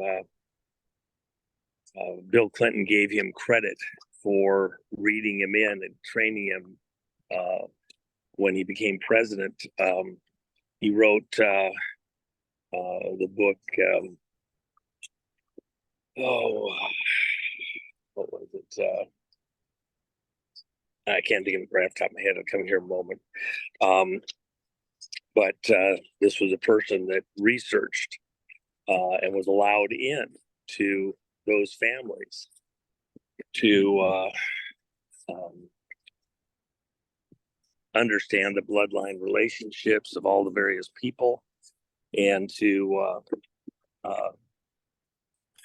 understand the various new names they had, things like that. And that person names. Knew lots of the new names that they had. It wasn't the same names as people, Rockefeller, well, Bill Clinton's a Rockefeller, but he doesn't go by the name Rockefeller. His dad was Winthrop Rockefeller. Okay. He's, the child of Winthrop Rockefeller. Mom worked as a maid there at the Rockefeller Mansion. She has her own history. She wasn't just anybody. So he became a, member of the Rockefeller family. or he vacationed with them at their facilities up in Colorado every year for quite a long time. I don't know if he still does, probably does. Colorado, yeah. Any insights on why they picked that name though, Freddy Krueger, for Nightmare on Elm Street? Because they could have chosen, you know, thousands of names, but any particular reason why they chose that name? Oh, I don't know precisely, but I would suspect that if you do some simple gematria, there's going to be something that shows that it has a certain numerical value. And remember, a lot of times the names, it's not the name by the spelling, you know, it's the numerical value. It's hidden right there in plain sight. So a number of the names, you know, the people that know, they're not looking at the name, they're looking at the gematria of the name that they're using, and then they're, oh, okay, so that's a insider number value that denotes particular authorities and relationship and things like that. And to change your name just a spelling by a letter or two would denote that you had moved up higher within that organization. And so a lot of times you'll see a name where just one or two letters is different in one group of the family versus another. And that goes to the fact that they are have become more powerful or influential within the broader organization. And those decisions are made. I was with a friend not that long ago in Europe, and we were talking about the fact that there's a particular room in their castle that has these faces of a joker on the doorway over the room as you enter it, and then on each of the four walls there's different jokers. And he said, this is the room of meeting. When we're in this room, you can say anything you have to say and nobody can come against you. You can have any attitude, perspective, whatever. It could be the most foolish statement or question, but it cannot be held against you for having said it or asked it. And when somebody moves from a leadership position to another leadership position within the family, and he was noting a particular thing that happened in the 50s when he was young, and a particular member of the family was given a portion of the estate and certain holdings and titles. And then he had a suffix added to his name, and it changed the numerical value of his name. And everybody acknowledged that he was now the person to which everyone else in the family had to defer. And it was a fairly good sized family, but they all had the gathering there. Those that chose not to be present at that gathering were then essentially not in the decision loop from that point forward. One of the family members wanted to be brought back in, and there was some protocol to bring him back in, where his father had not wanted to be part of some of those operations, and they were considering whether or not to bring that person back into the fold, if you will, within the family's larger operations. And they, had vast holdings, have vast holdings. So, there's things that go on that are hard for most people to really grasp all the manipulations and maneuvers going on behind the scenes within some of these, powerful families and groups like that, but they're very real. You're saying about Joker, so, and doing the simple gematria. So Kruger is 85, which is criminal, which is storm. And Freddy, Freddy, is 62. But you add those together, it comes to 147, which comes to Epstein Island. And Island is 59, which is Joker. So maybe that's one signal. Well, remember, you have multiple languages of numbers that are in play. So depending on which group you're in, which operation you're in, what means one thing within one group may mean something completely different in another context or group. And so I don't put that much weight on the numbers to plan or identify with specificity a plot necessarily, other than it's a fingerprint of those that are involved. It helps you to know, oh, okay, I'm dealing with one of the clans. I'm dealing with one of their operations, and it is an indicator of who may be at play and what their thinking is. But I don't waste time trying to anticipate or map out. You can get lost in the occult sides of a lot of this and never get to anything approaching the truth of what's really going on, because you're chasing their game, their way. They're writing the rules. They're doing things, according to their own, little plots and schemes. So you just have to kind of, realize who you're actually dealing with and what's going on, and not get lost in their game. How do we find out who we're dealing with? Who do we, because, you've alluded to earlier that President Trump, in the end, will know everything. When does that come? Well, we're in the process of learning a lot of this right now. Agreed. Part of the problem is people think too small. And we're literally in a contest for ownership and control of the entire planet. This game, theater, whatever you want to call it, is so big that most people it's hard to even fully grasp the magnitude of what's going on here. So they think locally, their state, just the United States, and they're not understanding the overlap between all the various things. There's things that happen on the other side of the world that are affecting what's going to happen next here in America. Look at President Trump. How many foreign trips has Trump made since he left the presidency?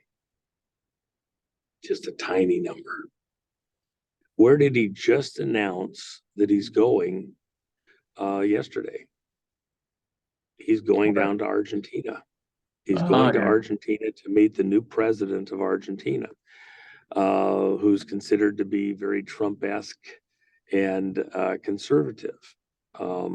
It's very interesting moment. And we'll have more to talk about on that at some future point. Why is that in this electoral season coming up on the 2024 election? Why is going to visit the new president of Argentina even hit the radar for someone like Trump? You'd think it'd be somebody in Europe or somebody in the Mideast or Asia or something like that.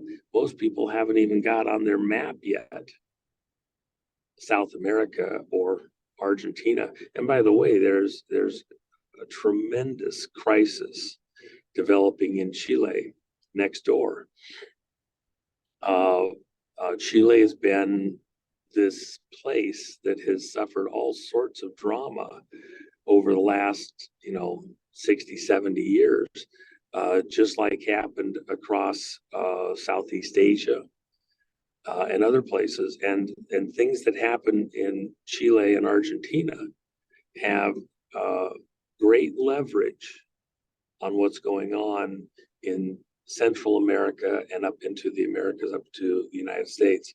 So you need to watch that and be aware that will become more and more important as time goes on, especially in the return to power of Trump. I think you've been reading my notes, Juan. You either do it telepathically or just somehow.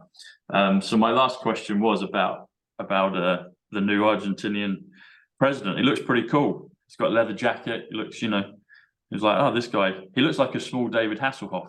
I've met David, but he reminded me of, anyway, he looks cool with the leather jacket. But the question I had about him was, well, you brought him up, but one of the questions you and me and Matt Letitia did a while ago, Matt asked a question about Antarctica. And then with all of this, there's lots of things, and people have mentioned something called Agartha, a hollow earth. And then I was thinking, well, Argentina's near Antarctica. It's kind of a footstep into Antarctica. You've commented on Antarctica a little bit. And then Agartha, Argentina, kind of starts with the same sort of spelling. Is there any connection with Agartha and Argentina?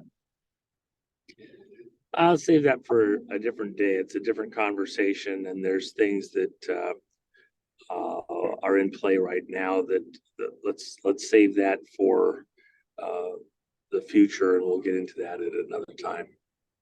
And okay. There's reasons you'll know why soon enough, but let's save that for a different day, and I'll talk about it when the time is right, not too distant in the future. Okay, that's cool. So from your response, is it fair to say that Agartha is not total fantasy? Well, anything with Arthur in it relates to the challenge for power over the whole world. Remember, it's the once and future king. And how does Arthur come to power? What does he do that allows him to be seen as the soon-to-be king? And what's also going on in there in the background? Remember, there's a Merlin, and the Merlin knows the secrets and can manipulate things in a way that the observer interprets in a certain way. It is able to convince a naive person to believe a certain thing that's not actually what happened. If you understand the magic, it's the illusion of a certain thing happening a certain way. And so is there Merlins in certain. You're cutting out a bit, Juan. Can you repeat the last? Juan, you cut out. Can you repeat the last paragraph? Who's pulling? Yeah. Who are the Merlins behind the scenes that are pulling the levers of power? Think of it. Arthur comes to power through the magic of an event. And Merlin told him what to do, and nobody else could pull it off. But suddenly here's Arthur, and he's able to pull the sword out of the stone. What magic occurred so that he got to be appointed, anointed king? Okay. And in the modern day, who are the Merlins that are picking and choosing who gets to come to power? And what mechanisms are they employing to pull that off? Crooked vote machines, paper ballots, what's their scam today? It's always been the priests behind the throne, controlling and manipulating who gets to power and who stays in power with their poisons, their poison pen, their media, their control of what's said and who gets to say it. That's always been the case. This is nothing new in this day and age. And that is the magic of getting to power and staying in power is the Merlins behind the throne. That's who we're really contesting with even right now. And it is the fight that we're in right now. Where did you learn your understanding of magic and Merlin's one? Because it's people that are on the outside don't know about it, and then people that are on the inside do, but they're protective of it. And it's like, well, how did you find out about it without screwing your life up? In the world of spycraft, intelligence operatives, being able to show the newest, latest trick that you've learned to others around you, and them not being able to know how you did it, how you pulled it off, to see, even if you know the trick, how smooth and deft are you in the sleight of hand, in the actual demonstration of the magic act.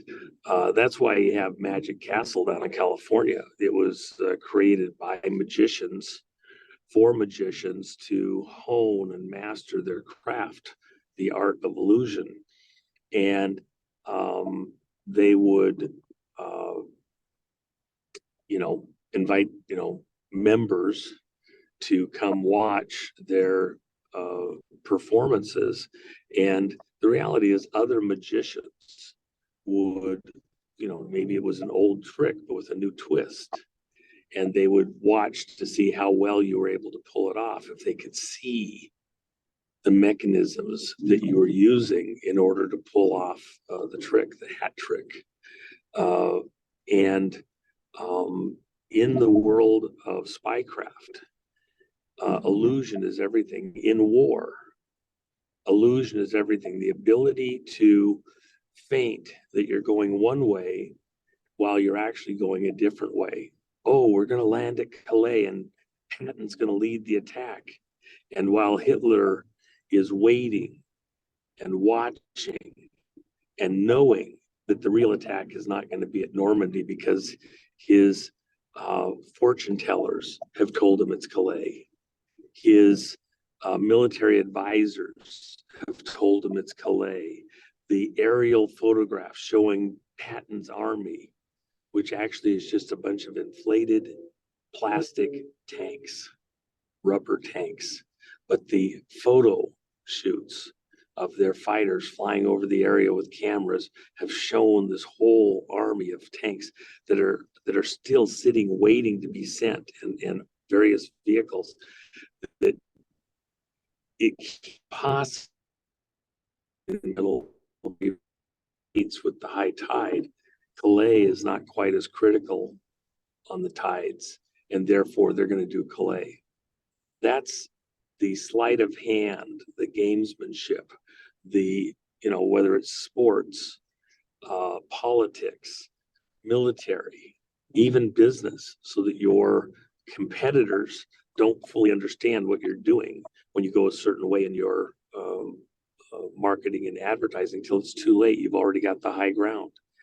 The art of deception on the way to the objective is crucial if you're going to be a winner in many of these areas. And so, I remember guys showing us their latest magic act, card trick, coin trick, etc., from a very early age. And in fact, I was talking with the son of. You've cut out again, Juan. First time I met him, his big deal was showing me a coin trick that he had just mastered. Juan, you cut when you were about to tell us you met someone that did the card trick. You cut out. We didn't know who that was. We couldn't hear it.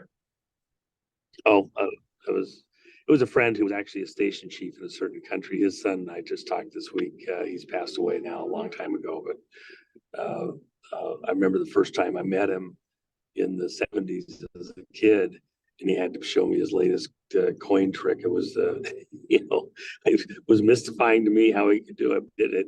And that was his big enjoyment of the day, was being able to show me his new trick, that this illusion that he had mastered. And yeah, so yeah, that's where he learned the magic. Same thing in politics and everything else. It's the magic. Art of the deal. Art of the Deal. 1:15, November 5th, 11:05. Or The Art of the Deal, Simple Gematria, Donald J. Trump, Time Travel, Emmett Brown. So do you think, so it seems like it's it's part of your repertoire to know the spycraft, the art of deception, and good guys are using it as well as bad guys, and I guess you need that to be able to know what you're dealing with. But for us normies, are we going to have to learn these things, or are we going to go past it, where we'll go into a world where deception won't be necessary? Is deception just a three-dimensional tactic to advance in this world, or are we going to need it when we go into a better world, the millennium, the 1,000 years of peace? Is deception going to be gone? Because, you know, Satan himself is the father of all lies, and that's why he's been in control of things. So us normies going to need to know these arts, and if we can, I'd love to know them now. I mean, we're going through bits, but I'm kind of chomping at the bit, wanting to know, and I hope I'm not asking for a poison chalice, but I think there's probably ways you can learn this stuff without going down dark rabbit holes that will be impairing to you and waste time, because this is a critical time. I don't think we've got, you know, that long left in the fight, but we would like to know the truth, you know. So are we going to get past that, or is it a critical step that we need to understand, or the rest of us need to understand? That's how we've been deceived and kept in the darkness for, you know, however many times we've been here on the earth. I had a acquaintance when I was younger, and he talked about his parents were extremely wealthy, and I met him when he was in his 20s, I think. But he talked about something that I thought was just the wildest thing at the time. He said that, you know, the context was we were talking about playing Monopoly, and he would not play Monopoly with us. So we were at something that we were doing, and so we were going to play Monopoly, and he wouldn't play Monopoly with us. And I was like, why? Because it's not real. It's not real money. What? It didn't make sense to me. What is he all stressed out about with not wanting to play with Monopoly money? It's just a game. And he said when he was raised, never played with fake money. His family had money, and he played games using money, but the money he was playing with was real money, which was shocking to me. I just was like, wow, really? And he played with hundreds of thousands of dollars in real money. And he said the logic was, if you know the real thing, you can't be fooled by the fake. And so his thing in playing with that real money, his family, he was from a family that had in Asia, a banking empire. And so, and they were very well to do. They didn't want their kids being exposed to the fake stuff as kids because it makes an imprint. They wanted them to know the real thing. And up here, one of my friends is right here. Wanted him to know only the real stuff. Now think about that. And he wanted to know the value of it. There's a lot of, like, you know, subtleties in there that actually go to something that might have been smarter than at first glance you might think of. By the way, that tip way out there is where I just was a minute ago, right about there, just out past the tree. That's where I was just a minute ago. And so I don't need to know all their tricks. What I need is to be able to recognize those tricks as a trick, those illusions as an illusion when they're happening. Do I need to, do I want to practice cheating in the way the votes cast so we can get our guy in office. We had somebody that was around us that was all excited about how they could help us to manipulate the votes just like the other guys are in the machines and everything else, and they could help us so we could get our guys in power. We don't want to cheat.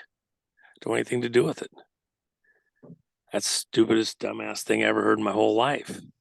I want the American people, I want people in other countries around the world to be able to get their person into power through an honest vote.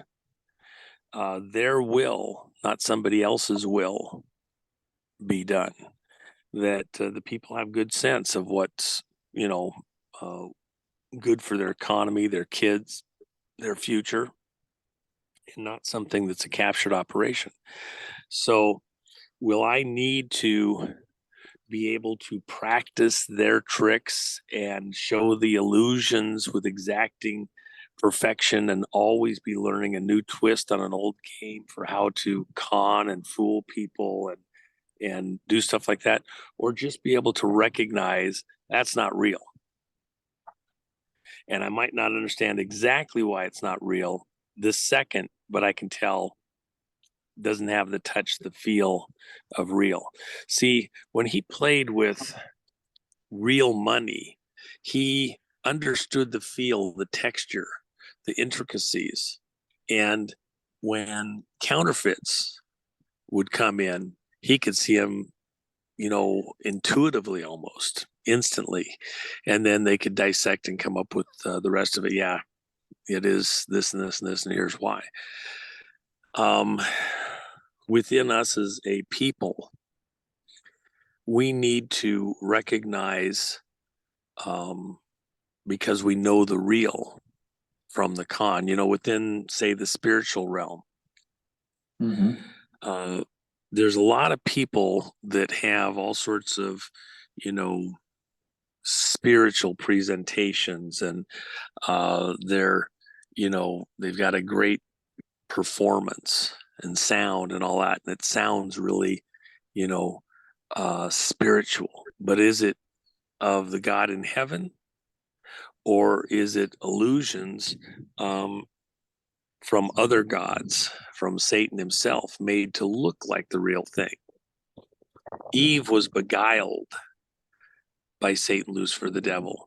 Eve bought a lie and bought into it and participated in it because it was a good story. It was a good line, and she bought into it. We have to decide, there's moments when your gut tells you something's not right. It doesn't feel right. It doesn't look right. Well, maybe you need to trust your gut and think twice. Think again. Do a little bit of examination. All the stuff that was told you about, Obama. Oh, he's such a wonderful guy. He's going to really help us. He's, first black president. We gotta just love all this stuff and embrace it and everything else. Okay, well, was the lie of their beautiful marriage and children real? If Michael's a guy, are the children their children? Who put together that fraud and orchestrated it and blended and put pictures together and everything in order to sell you a lie? And when people came out and talked about the fact that he had a history as a homosexual, going all the way back to Punahou High School here, I talked with people in the last week who went to school with him and talking about what he was like in high school and the fact that,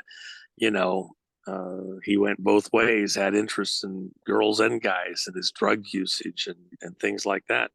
I went all the way back to high school, and then the stuff in California when he was there, and the associations with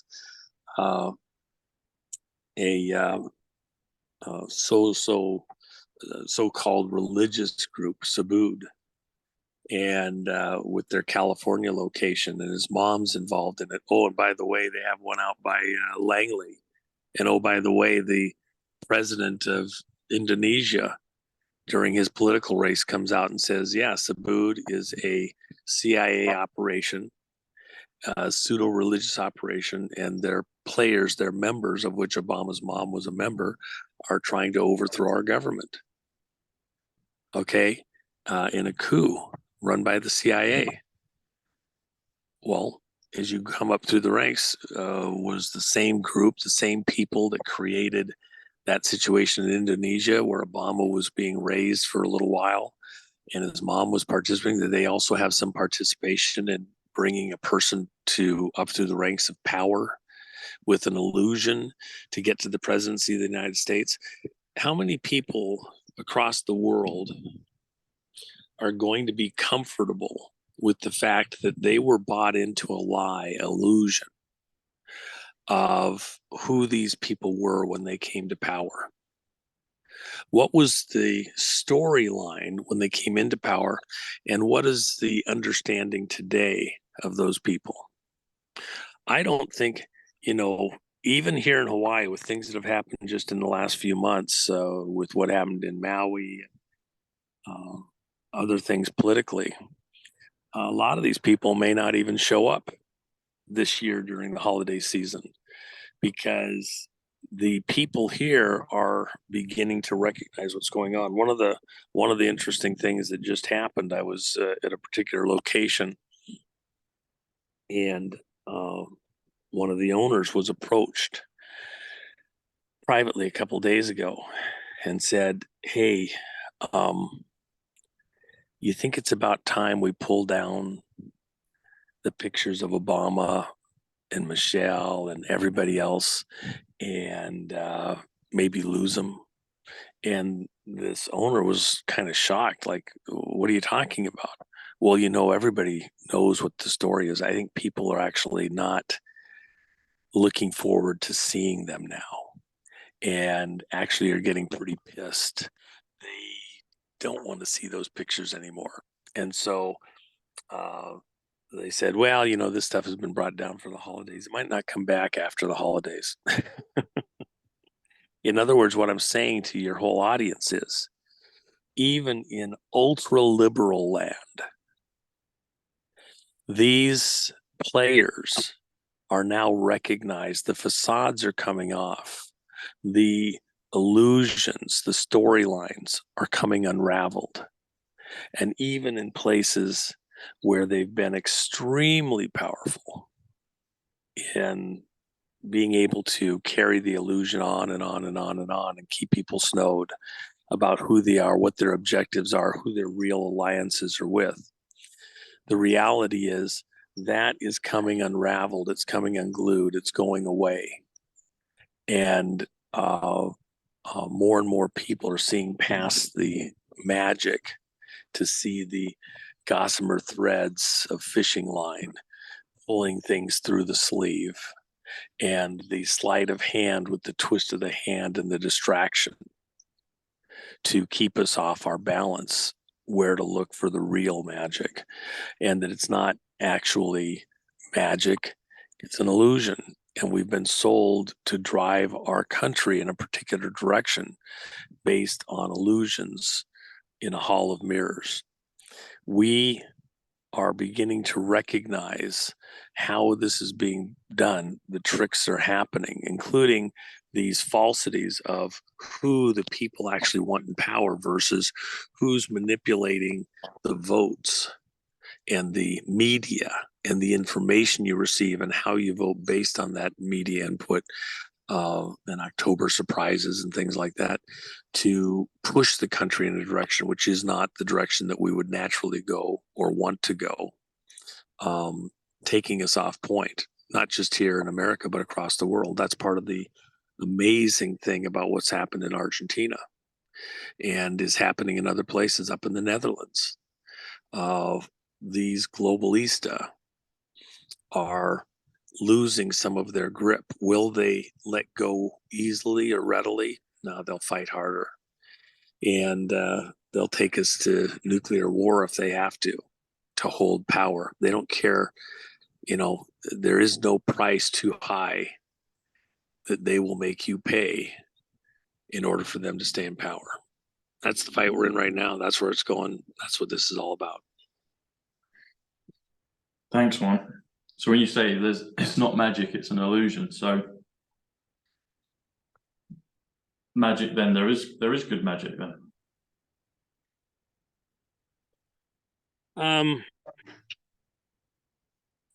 Well, I mean, there's magic. There's lots of magic.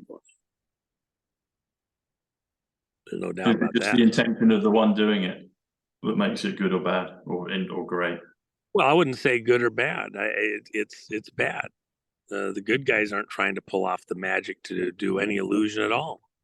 If they are, it's in a wartime condition to save lives. Mm-hmm. We're not trying to con anybody from say the conservative side to just get our way. That'd be as bad as the other guys. We're not trying to con a vote. We're not trying to con people into doing something that is against their will. We're trying to more remove the miracle side, you know, the good. I guess I'm talking more in the kind of good, you know, I don't know, biblical good things out of the ordinary that are done for a good reason that are beneficial to the recipients, as opposed to interfering with their lives and trying to trick them. That's what I'm talking about. And I don't know if magic is the correct. I don't know of anybody. I don't know of anybody that I want anything to do with within the conservative ranks who's trying to pull some con or illusion in order to help the people. And if I did know it, I'd probably kick them in the ass and tell them to cut that crap out, because that's not how we're going to win. Because it'll be discovered eventually. That's a rhino thing, Republican in name only. Yeah, we got some people in there trying to infiltrate our ranks and to do some stuff like that, but they're not good guys if they're doing it. Don't want anything to do with them. Okay. No, I'm not really meaning in a political realm. I'm thinking more of like biblically, you know, Christ performing miracles, whether people would call that magic or miracles. Why would you call miracles, if they're genuine, they're not magic? And if they're illusion, then they're not of Christ. That's what I'm trying to decipher. So illusion, I get. The question for me was, could magic be a good thing, and is magic a miracle? But you're making a line in the sand saying that magic is not miracles. So okay. Yeah, I mean, there's lying. The Antichrist at the end of the age, but certainly Antichrist type people and shysters in all generations have been present, trying to pull off the illusion of some divine thing or event, and as though it's God, it's the church, it's good things, and they're lying illusions. It says that the Antichrist is going to do great wonders and deceive even the elect, if it were possible. Okay, the elect being the true believers. Mm-hmm. There's always been a component of the tent meetings, and I remember one of the people who's still out and around today, and Johnny Carson outed him.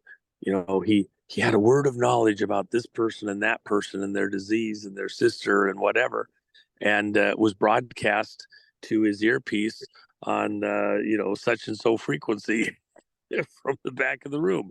Okay, he didn't have a word. He had somebody that was out bird dogging people as they came in, identifying them and talking to them about whatever they had their needs of. And then while they're in the audience, this guy is calling him out.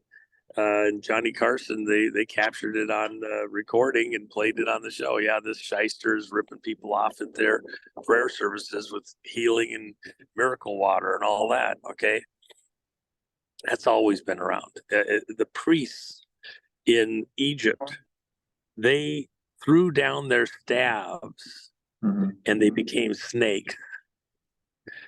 Moses was raised in Pharaoh's court, in Pharaoh's house. He was raised to be a Pharaoh. He knew the magic tricks. He knew the magic arts. When God told Moses to throw down his staff and it became a serpent. It was done by God himself. It wasn't an illusion. It happened in reality, okay? It wasn't just a magic act. When Moses got to Pharaoh's court and the Pharaoh's priests, the power behind the throne, by the way, threw down their staffs and they became snakes. Moses threw down his staff and it also became a snake. Oh, well, he knows the trick. Okay, yeah. But then Moses's snake did something that hadn't ever happened before. It went and ate all the other snakes that were present. The top jumped them. And so once it ate them, the reason that was so important within that power realm there in Egypt, the staff had all sorts of markings on it that were like badging on a military officer. And those ornaments, those markings, meant certain things as far as power and control and authority. So when they walked through the community, they got deference. People got out of the way. They, bowed their head, did whatever, because they knew that these were men of power. When Moses' serpent ate their serpents, they didn't have a serpent to pick back up as their staff, as their sign of power. It showed that Moses's power from God was greater than all of theirs. He did a more mighty trick, but in his case, the trick wasn't an illusion. It was the real thing, and it was by God himself to show that they couldn't out illusion him. There are signs and wonders that are occurring. That's why, for example, I mentioned Curry Blake. Curry Blake has Dominion Church up there north of Dallas. And he has Blake, right? Say again? Curry Blake, you say that's his name, yeah? Curry Blake? Yeah, Curry, Curry. And he teaches based on John G. Lake ministries. John G. Lake was a minister up in the Northwest, Spokane and Coeur d'Alene, up in Eastern Washington, Western Idaho. And back in, I think, the 20s. And what was amazing about him was he had this healing ministry and he taught people, ordinary people, what their authorities were according to scripture. And so they were what he called divine healing technicians.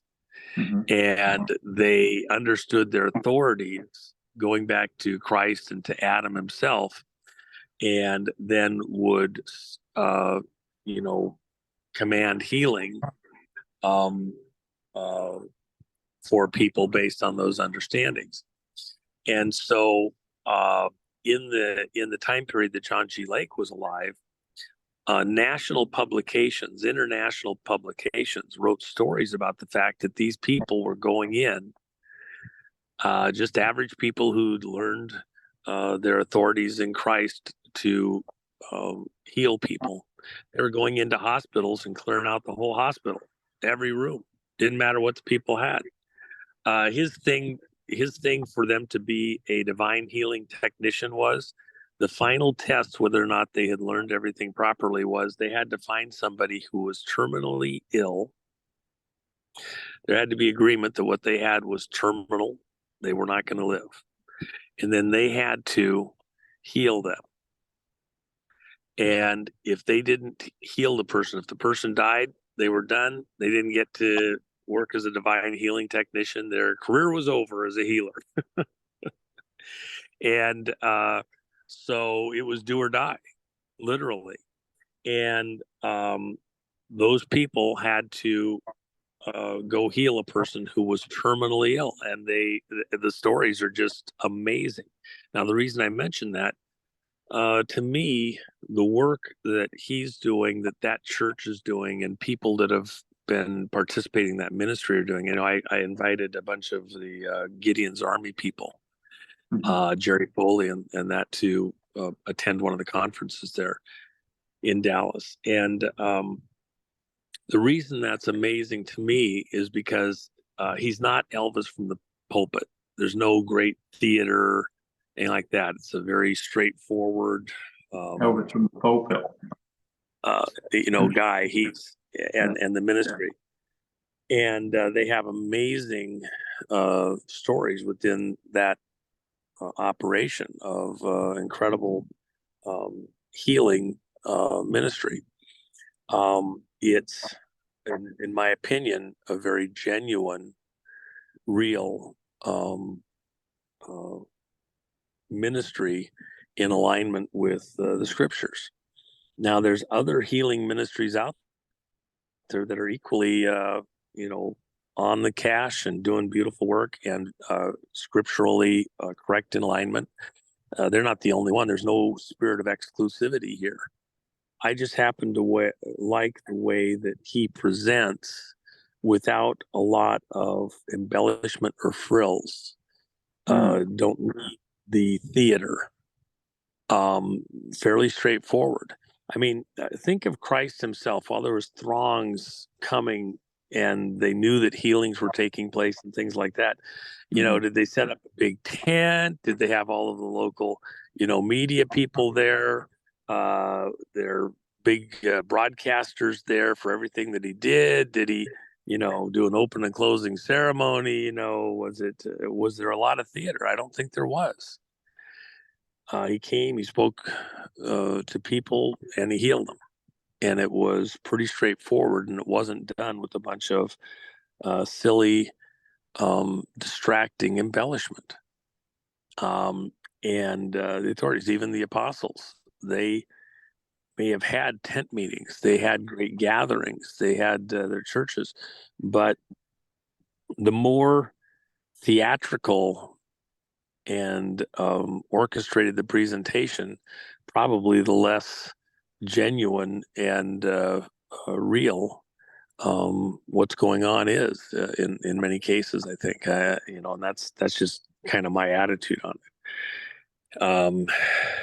There's always exceptions to the rule, I suppose, and people want to come and have a fun, great gathering and learn and like that. But I'm just telling you that a lot of these operations are even ungodly in the way that they operate and present.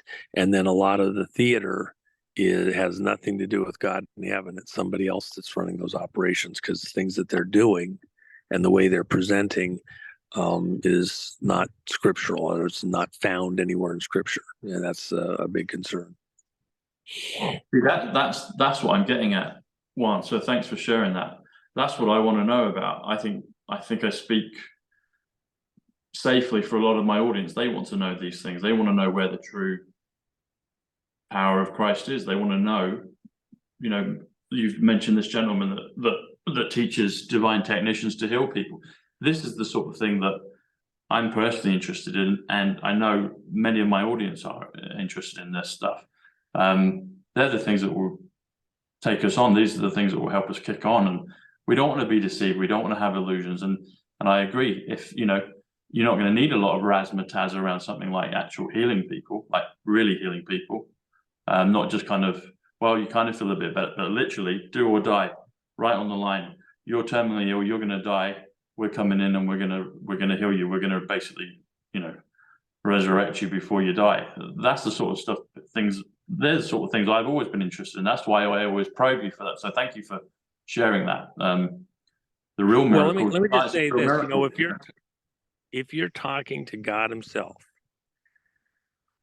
in your heart of hearts, and you ask God for help, you're speaking to him, you're looking for wisdom, insight, direction.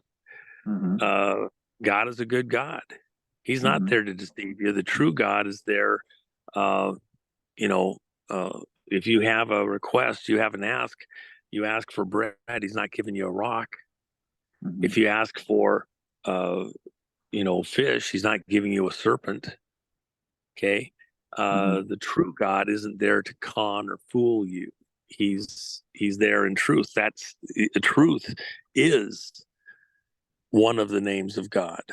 And so any shadow of darkness, even the tiniest glint of a shadow of deception or darkness that can't be God or of God, because his very name is truth. Okay. Um, uh, so part of the thing is that we have to decide: are we wanting? One of the things about the end of the age here is that there will be people that want the lie. They don't want the truth. That's part of the problem with this age. They want a subtle lie that they can eat, that they're going to be happy with. When Clinton was inaugurated, during the inauguration ceremony, the party afterwards, one of the things was they had Stevie Nicks present, and she's a professed witch. Oh, she's a white witch. Okay, all right. And they were Stevie playing Nicks, this. Stevie Nicks. Yeah, Stevie Nicks, the performer. Yeah. Yeah. There at the inauguration for Clinton, the first inauguration when he won the presidency. Mm-hmm. And the song that they kept playing was this song that she's famous for, Tell Me Lies. Tell me sweet little lies. Yeah. It's okay. Yeah. Talk about a theme that became a theme for that presidency. But you see, you have people all around the world that they want to hear things a certain way. They don't want to hear the truth. They don't want to be encumbered by the truth. It's more convenient to hear something that's what they want to hear, not what they need to hear, not what God wants them to hear. Tell me lies. Tell me sweet little lies. Okay. Yeah, it's a love song. Okay. How many people got into a relationship? The majority of romantic love is a lie. Things they learned. Well, not love is not a lie. That's my point. True love No, is not a lie. romantic, like, yeah, but yes, but But yeah, if it's continue. I'm if it's interjecting. based on a bunch of lies, where's the solidity to it when you reach a crisis, when you reach a Y in the road, and all of that starts to unravel? Is there enough truth left over that people can remain together or build past it, or do they just fall off a cliff? In this audience, I can tell you that probably 9/10 of the people here have experienced that, if not all of them. And sometimes they find the right person, sometimes they don't. And oftentimes the reason things come off the rails is because of this pattern of deceptions that ends up unraveling that life. That's part of the whole point. Whether you're talking the Clintons, the Obamas, the Bushes, this current group with the Bidens, and many other political families. How much of what you believe is true is actually true, and how much of it was just a lie, an illusion, a deception to get you to go along with getting them into power and allowing them to do the things they did. They say they're working for America, and they're really working for globalists. They're working for families. They're working towards this new world order. You elected them to, help America, to get America on track, to fix your neighborhood and get a bridge put in and a road rebuilt in your home. And in reality, they're worried about whether or not they can build this organization bigger to take control of the whole earth and eliminate the population they don't want and put the families in they do want in this new technocracy that they want to build as a offering to their God, the earth as an altar of sacrifice to their God, Satan, Lucifer, the devil, with all their ornaments and monuments to him. Why? Because they believe that he's going to take care of them in the world to come, and they're going to rule and reign with Satan, Lucifer, the devil here on the earth, and it's the devil's earth. When Christ came and did what he did, he took control of the earth back for himself and his followers. Back at the time of Adam, I heard somebody saying just the other day, the earth and everything in it belongs to Satan, and this is where God gave Satan whatever. Well, when Adam showed up, he gave Adam the earth and everything that was in it. And he gave him authority over everything that creeps and crawls upon the earth. He didn't give it to Satan, he gave it to Adam. And when Adam and Eve bought into the lies and the deception, then Satan usurped his position and got authority back over the earth because Adam became subject to Satan through sin. When Christ came and paid the penalty, the price of sin, God and man, God putting on human flesh like we put on a coat. Christ said, I and the Father am one. He who has seen me has seen the Father. And they understood what he was saying, that he was God man, and wanted to kill him for it. So it was no illusion. There was no mystery about what Christ was saying. He was saying that it was God incarnate, if you will.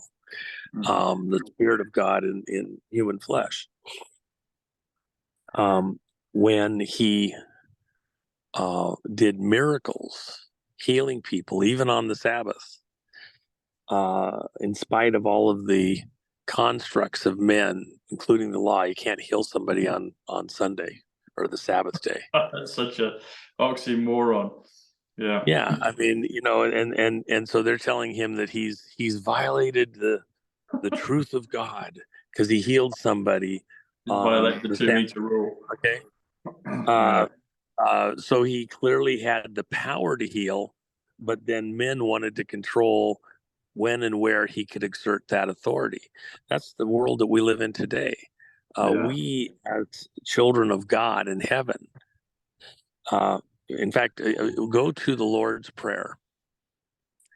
And right from the outset, Christ has to define which Father he's addressing.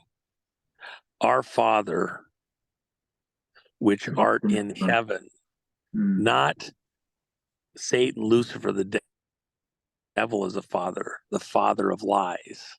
Yeah. Okay. But addressing the Father of truth. Our Father, which art in heaven, hallowed be thy name.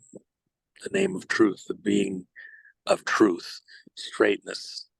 That's part of the thing. We live in a world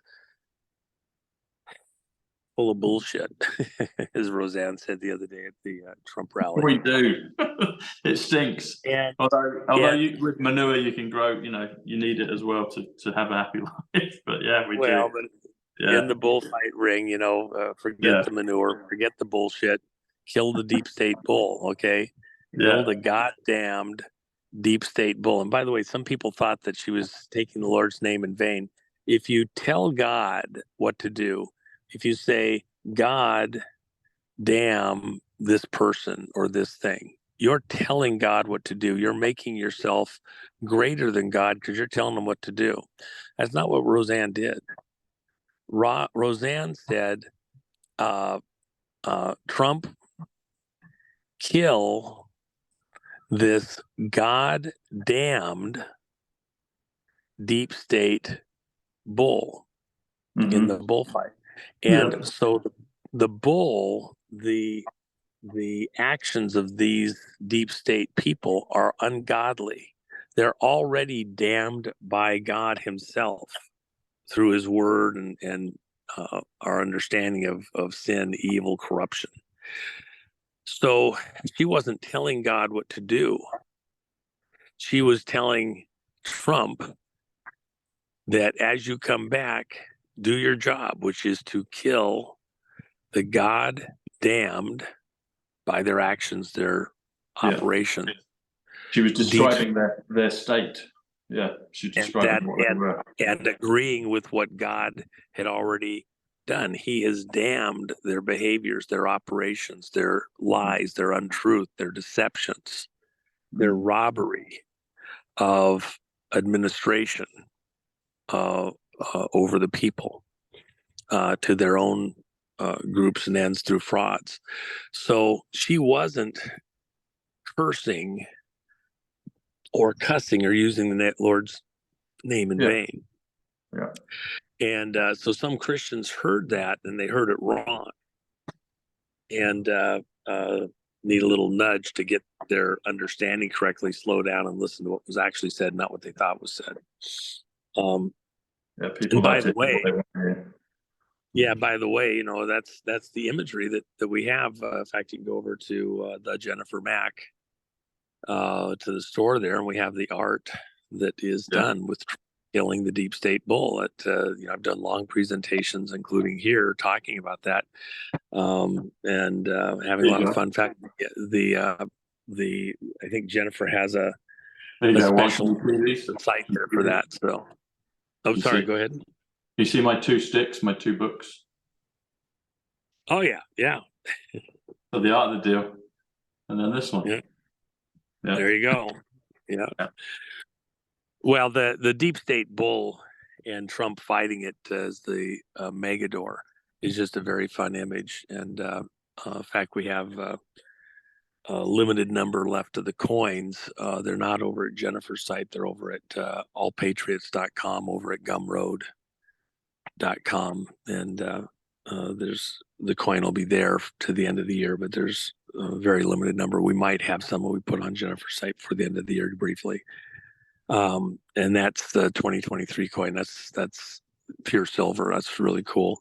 And then some of the art and things like that. But I think that image of Trump as the Megador, the fighting the deep state bull, I think that's the image that we will remember Trump by, long after this current phase is over, 5, 10, 20 years from now out into the future. We will see that he came back to power, and in the course of doing so, took out these deep state operatives that go from administration to administration and have been, stealing not just America, but the world to their own purposes and practices. So anyway, hey, I've got another thing that I have to get to here, and I just got the reminder that I'm running a little bit late for it, so I probably better fly. We have a lot of work. Today with you folks, it was the first time I've been here, this latest stretch for almost 2 weeks, and then I was here a couple times earlier this year. I never once, any of my trips here, got a chance to even walk on the beach or, haven't got to pull my shoes off and wiggle my toes in the sand yet, because we've been just extremely busy.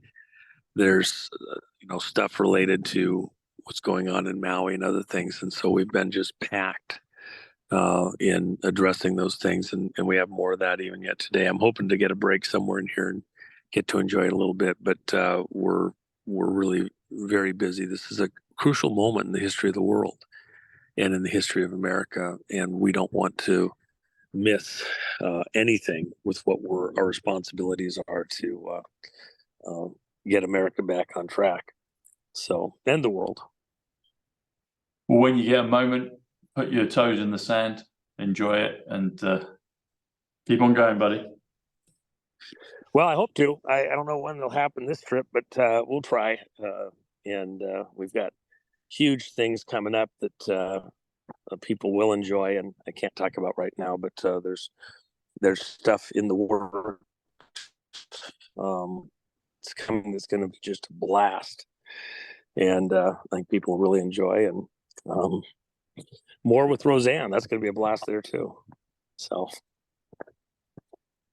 yep, good old Rosie, Granny Rose.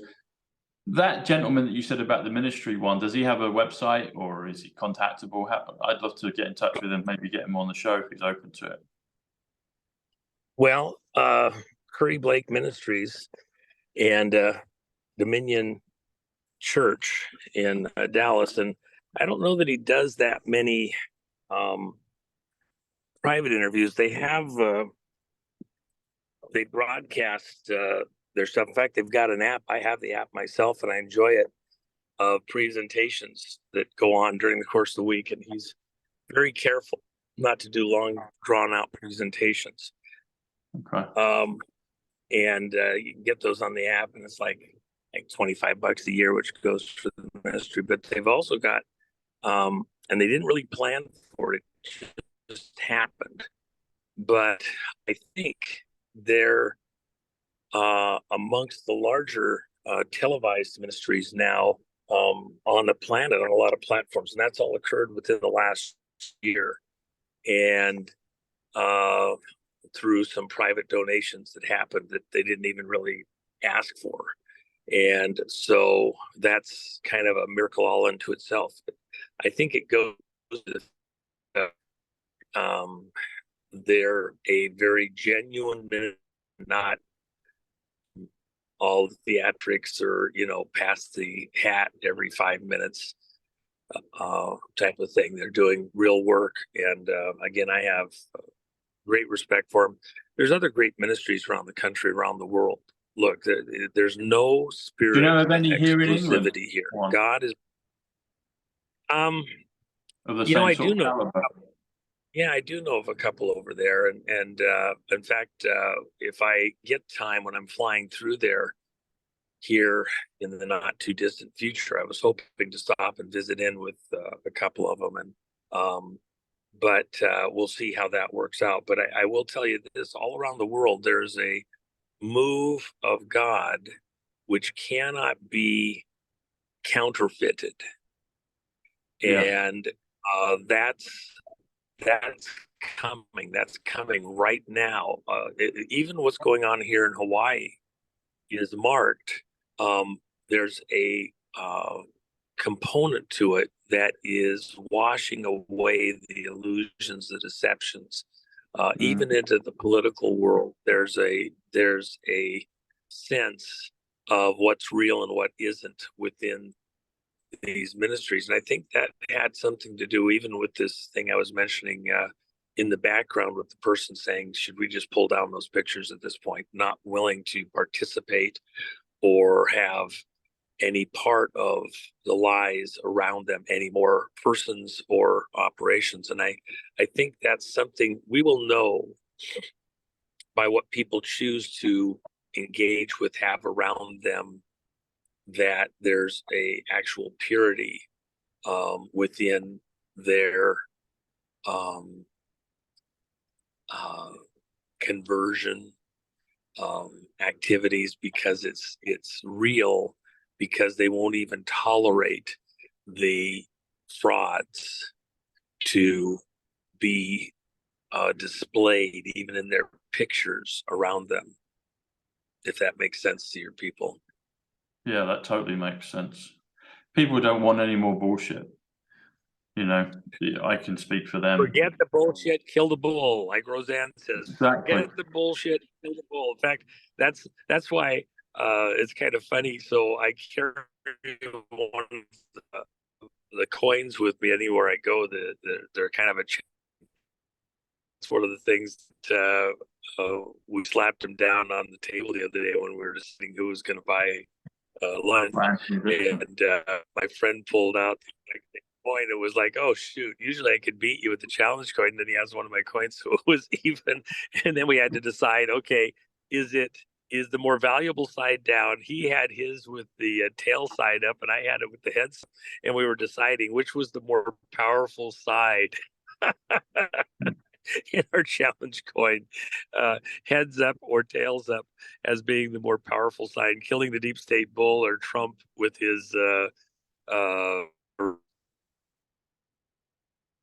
was the more powerful side, because that was the end of the story and Trump's frown was the beginning. So anyway, that settled that for us. Did I hear you correctly? Are you planning to come to England? Is that what you were saying when I asked about ministries here in England? On my way through, I have something even here just very, very shortly, where I would have a brief stop there on my way going somewhere else. So I've got stuff in When's that? other Or parts of the world. text me after? Maybe we I don't want to say precisely. I don't think. No, I don't mean on here. No, tell me after, because maybe we can catch up, because that's where I am. And if you could, I'd love to maybe be introduced to those people, those ministries here in the UK. I just want to meet people that are real one. I don't want any more bullshit. I've got no time for bullshit. I just want to know the truth of it, and my audience do. So I'm a vehicle for that for them. But also, I just want to, selfishly, but I want to know what the truth of stuff is. I don't want any more bullshit, no more deception. I don't have time for it, And again, signs and wonders following. There can be lying signs and wonders, but there's certain ones that the illusions, it's clear that this is not just a lying sign. That's one of the beauties of the New Testament, is that when those miracles occurred, signs and wonders accompanying. It wasn't just they spoke a word, they had something to say, but there was real miracles that followed them wherever they went that were obviously not counterfeit. And that's what's going to be obvious in what's coming here in the country and around the world right now. So fresh moving guy. In closing, Juan, so you said, so when I heard President Trump talk about the events of 2020, and he told us it was going to happen, it was going to be for a season, I knew he was talking the truth, and I've never looked back since then. And I just knew. There's some things you just know, and I knew he was the guy that I was going to follow and listen to, and I've never looked back. And I just knew. As soon as he put the flight ban on, and I could have been upset because I was due to fly to America 36 hours later, and it changed all my plans. But I was like, they're going to do this. This is going to happen. But I listened to President Trump, and I just knew that he was telling the truth. So that's the way it is for many that were there, and some came to understand over time. One of the guys that I deal with very regularly hated Trump, hated him.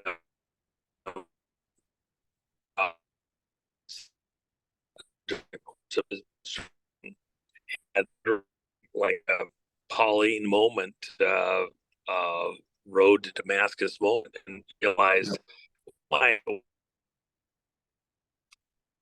what stuff doing else, and that Trump walked on church. They were just went over there, showed the Bible, and then went back to his office. Nobody had any warning that he was coming over to do that when they had tried to burn down the chapel. And that sparked something. And my friend just started to do the reevaluation and eventually came to the conclusion that he had been, completely wrong in his understanding of Trump. And now he just, he can't get enough. He just loves President Trump, and he's disaffected all of the people from a business side around him because he just won't listen to the bullshit anymore. He doesn't care to listen to it. I compare him to like a smoker who stopped smoking, and the person that's most sensitive to the cigarette smoke and the attitudes of people that smoke and everything else is one that used to be a former smoker. He has no patience for any of that bullshit.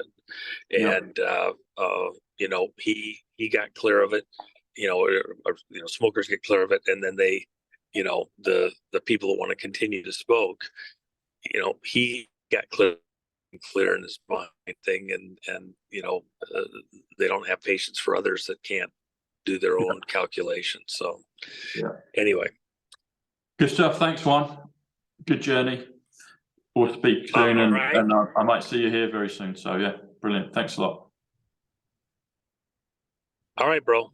Talk soon. Thanks, Juan. Cheers. Take care. Bye.